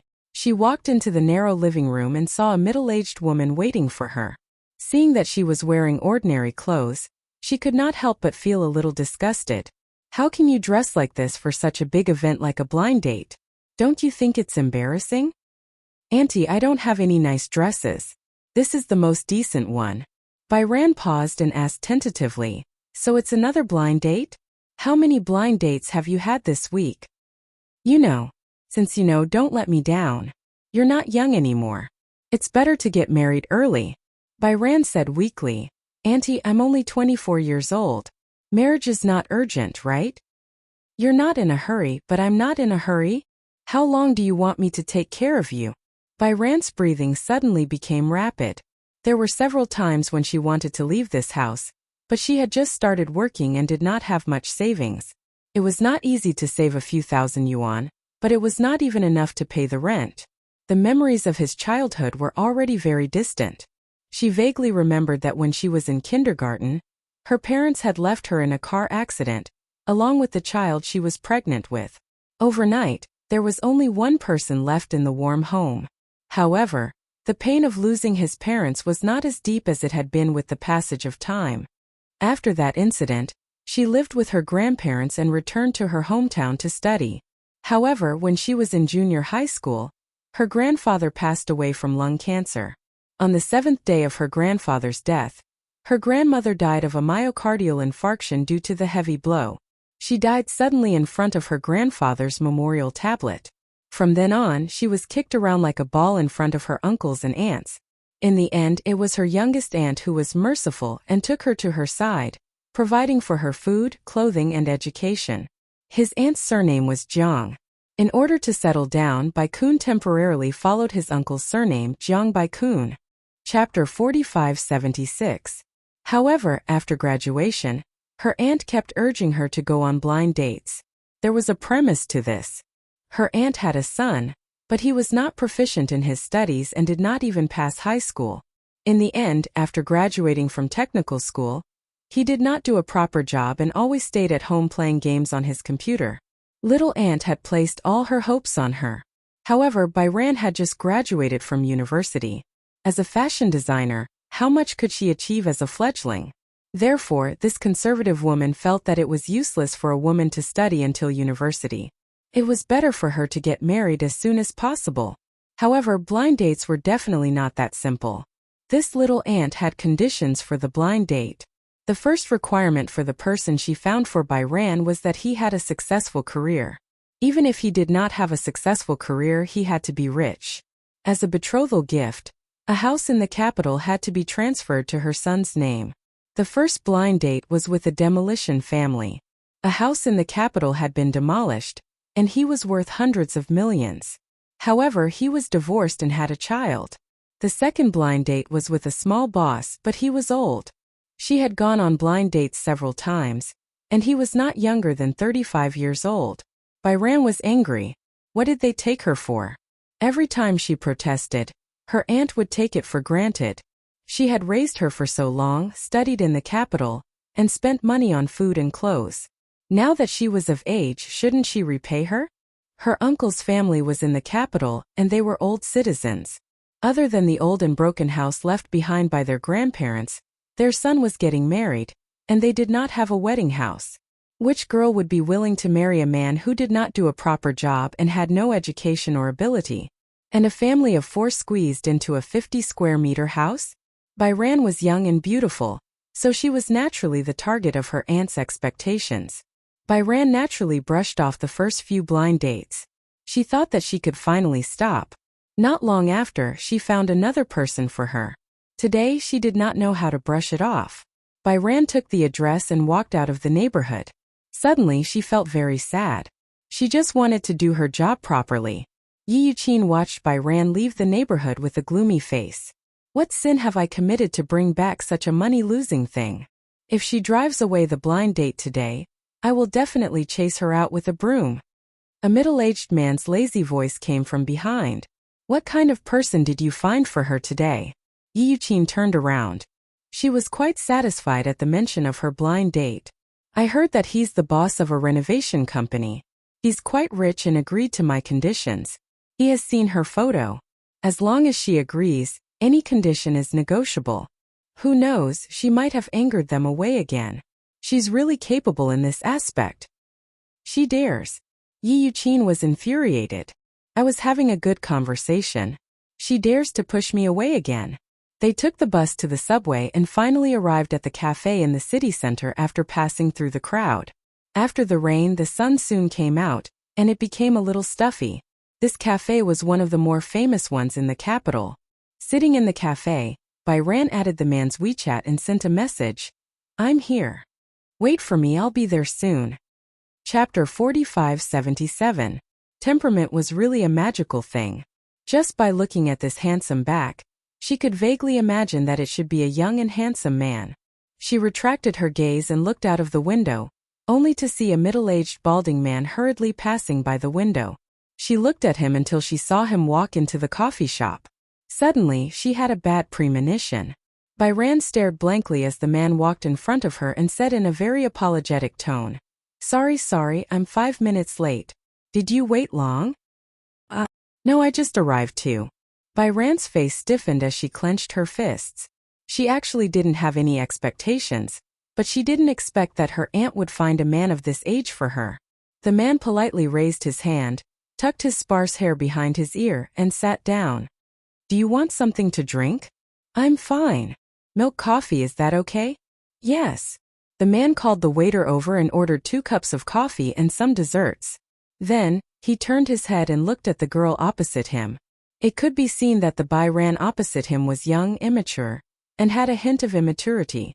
Her appearance was beautiful and exquisite. Most importantly, her temperament was excellent, with a hint of scholarly aura. It was said that she was a graduate of a famous university. In that case, her brain was also very bright. For a businessman like him, when looking for a partner, he also looked at the other party's education. The man smiled and said, Let me introduce myself first. My name is Mo Kong. I'm 39 years old this year. I've been married twice before, but I don't have any children. What about you? Byran lowered her eyes and didn't look at him. Byran, 24 years old. I just graduated. Do you have a job? Yes. Let me tell you about my general situation. The man began to introduce himself. From the renovation company he ran, the size of its scale, the annual benefits, how many apartments he had in the capital, how much the property fee was per square meter, how much the property fee was per square meter, how much the car he drove, and even the annual insurance premiums of the car would be taken out to brag. His mouth, other than a mouthful of teeth that were yellowed by smoke, was filled with a strong sense of superiority. The more Byron listened, the more disgusted she became. The man was boasting while paying attention to Byron's expression. However, he didn't see any yearning or interest on her face. Instead, he saw a kind of boredom. What happened? The man asked with concern. I've said so much, but you haven't told me about yourself. Byron sighed. Mr. Mo, to tell you the truth, this blind date with you was forced by my aunt. Yes, I know. The man said with a knowing tone. Byron continued. Actually, I haven't decided to get married yet. The man's face stiffened. You don't plan to get married? Are you rejecting me? Or did he want to use this opportunity to raise more conditions? Byron took a deep breath and said, You're very good. I can't match you. So, Mr. Mo, why don't you look for someone else for the blind date? She wanted to end this blind date in a perfunctory manner. After she finished speaking, she was about to pick up her bag. Just as she was about to get up, the man's face suddenly darkened. You and your aunt are singing the same tune. Are you playing with me? No. Chapter 4578. Zhangbai, I think you still haven't figured it out, have you? Your aunt has told me everything about you. Do you really not know what she's thinking right now? Or are you pretending not to know? She's in a hurry to marry you off, do you know that? Byron was stunned and fell onto the sofa. I was wrong. She's not marrying you off. She just wants to sell you to me. I'll buy it, okay? What did you say? The man knocked on the table. I heard that your cousin has never worked since he graduated from a technical school. Does your aunt have any other houses? Who doesn't want to have a house and a car when they get married now? But why don't you look at the current property prices? They're easily tens of thousands of yuan per square meter. As for me, I'm sincere. If you're willing to marry me, then as a betrothal gift, I'll give your aunt a house. This is also your aunt's request. As for you, follow me. As long as you give birth to a fat boy for me in the future, you can enjoy life with me. Byron's face turned ashen. She thought that Yi Yuqin would despise her, but she didn't think that she was being sold. Was this a blind date? Was this human trafficking? A house in exchange for a wife? How could she make such an outrageous request? If it weren't for the fact that you're young, beautiful, highly educated, and have never had a boyfriend in school, with your conditions, a house of more than 10 million yuan. That's too flattering of you. The man paused for a moment, then said, I heard that you've been on a blind date a few times, and they've all been angered back by you. Your aunt has some complaints about this. It's not that I want to criticize you, but you're too willful.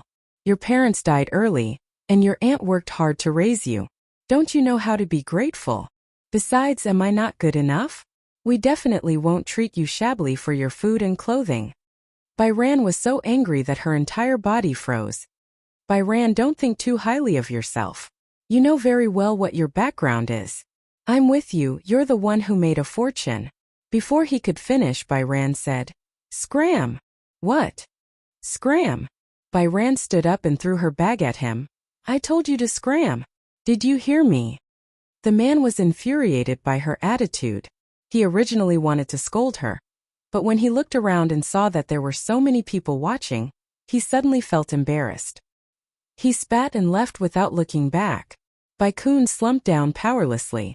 She wanted to hold it in, but more and more criticism came from around her. Finally, she couldn't hold back the humiliation in her heart and sobbed. Woo woo woo woo. The people around her kept looking at her. A blind date? What kind of parent is this? She actually found such a man for her daughter. How ungentlemanly. Haven't you heard? Her parents died a long time ago, and she was raised by her aunt. He's being disliked. How pitiful. Diagonally in front, the straight back slowly turned around. The man looked in the direction of Byron and saw her sitting on the sofa in a sorry state. His handsome eyebrows furrowed slightly. He didn't know why, but when he saw her red eyes, his heart was slightly moved. He suddenly stood up and walked towards her. Baihao stooped and gritted his teeth. He was crying silently when a handkerchief was handed to him. Chapter 4579. Baiyu looked up blankly. only to meet the man's pitiful gaze. It's him? The man who sat diagonally in front of her just now. This was a man who was as gentle as jade. He had handsome facial features, a deep outline, and a pair of eyes that had a faint smile. However, there was a trace of feminine beauty between his brows, but because of this extraordinary smile, it was perfectly blended. She was a little surprised by the handkerchief he handed over, but she still politely thanked him and took it. So embarrassed. She was sitting in such a quiet cafe with so many people, yet she was so down and out.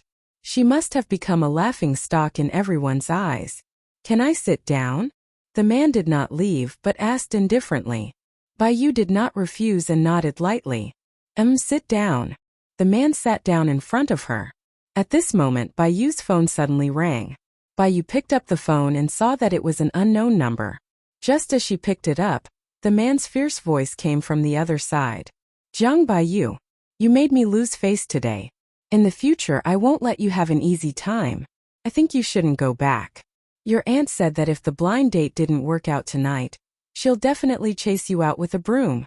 With that, the man angrily hung up the phone. Baiyu put down the phone with a cold expression, but looked at the man opposite her with a slightly shocked expression. She pursed her lips, feeling even more embarrassed. Your name is Baiyu? The man suddenly asked. Baiyu was a little surprised and finally looked at her seriously. She was a little surprised by the man's surprised tone. We have met before? Oh, nothing. The man slightly curled his lips and smiled. The waiter came over and served the coffee. Baiyu asked, are you waiting for someone? The man looked out of the window. Same as you. Same. Baiyu was in disbelief. Do you know why I came to the cafe? Blind date, right? The man's handsome face showed a look of understanding. But it seems like you were forced? Baiyu's tears gradually dried up, but she was still very depressed. When she thought about going back and facing her Aunt Storm, she felt a heavy stone pressing down on her heart. The man ordered another cup of coffee. Seeing her disappointed expression, he asked, coincidentally, I'm alone too. Do you mind? It's fine, I don't mind. Baiyu couldn't think of a good place to go. He couldn't go home for the time being. She just wanted to sit quietly for a while. Where are your parents? The man suddenly asked. When I was very young, they died in a car accident, Baiyu said quietly. It wasn't until later that I heard from my grandmother that my mother was pregnant at that time. In fact, not only did I lose my parents, I also lost a younger brother or sister. She didn't know why, but chatting with this man made her feel relaxed. Therefore, with this topic, it was as if she was pouring out her grievances to him. She poured out all the oppression and pain that she had endured since she was young.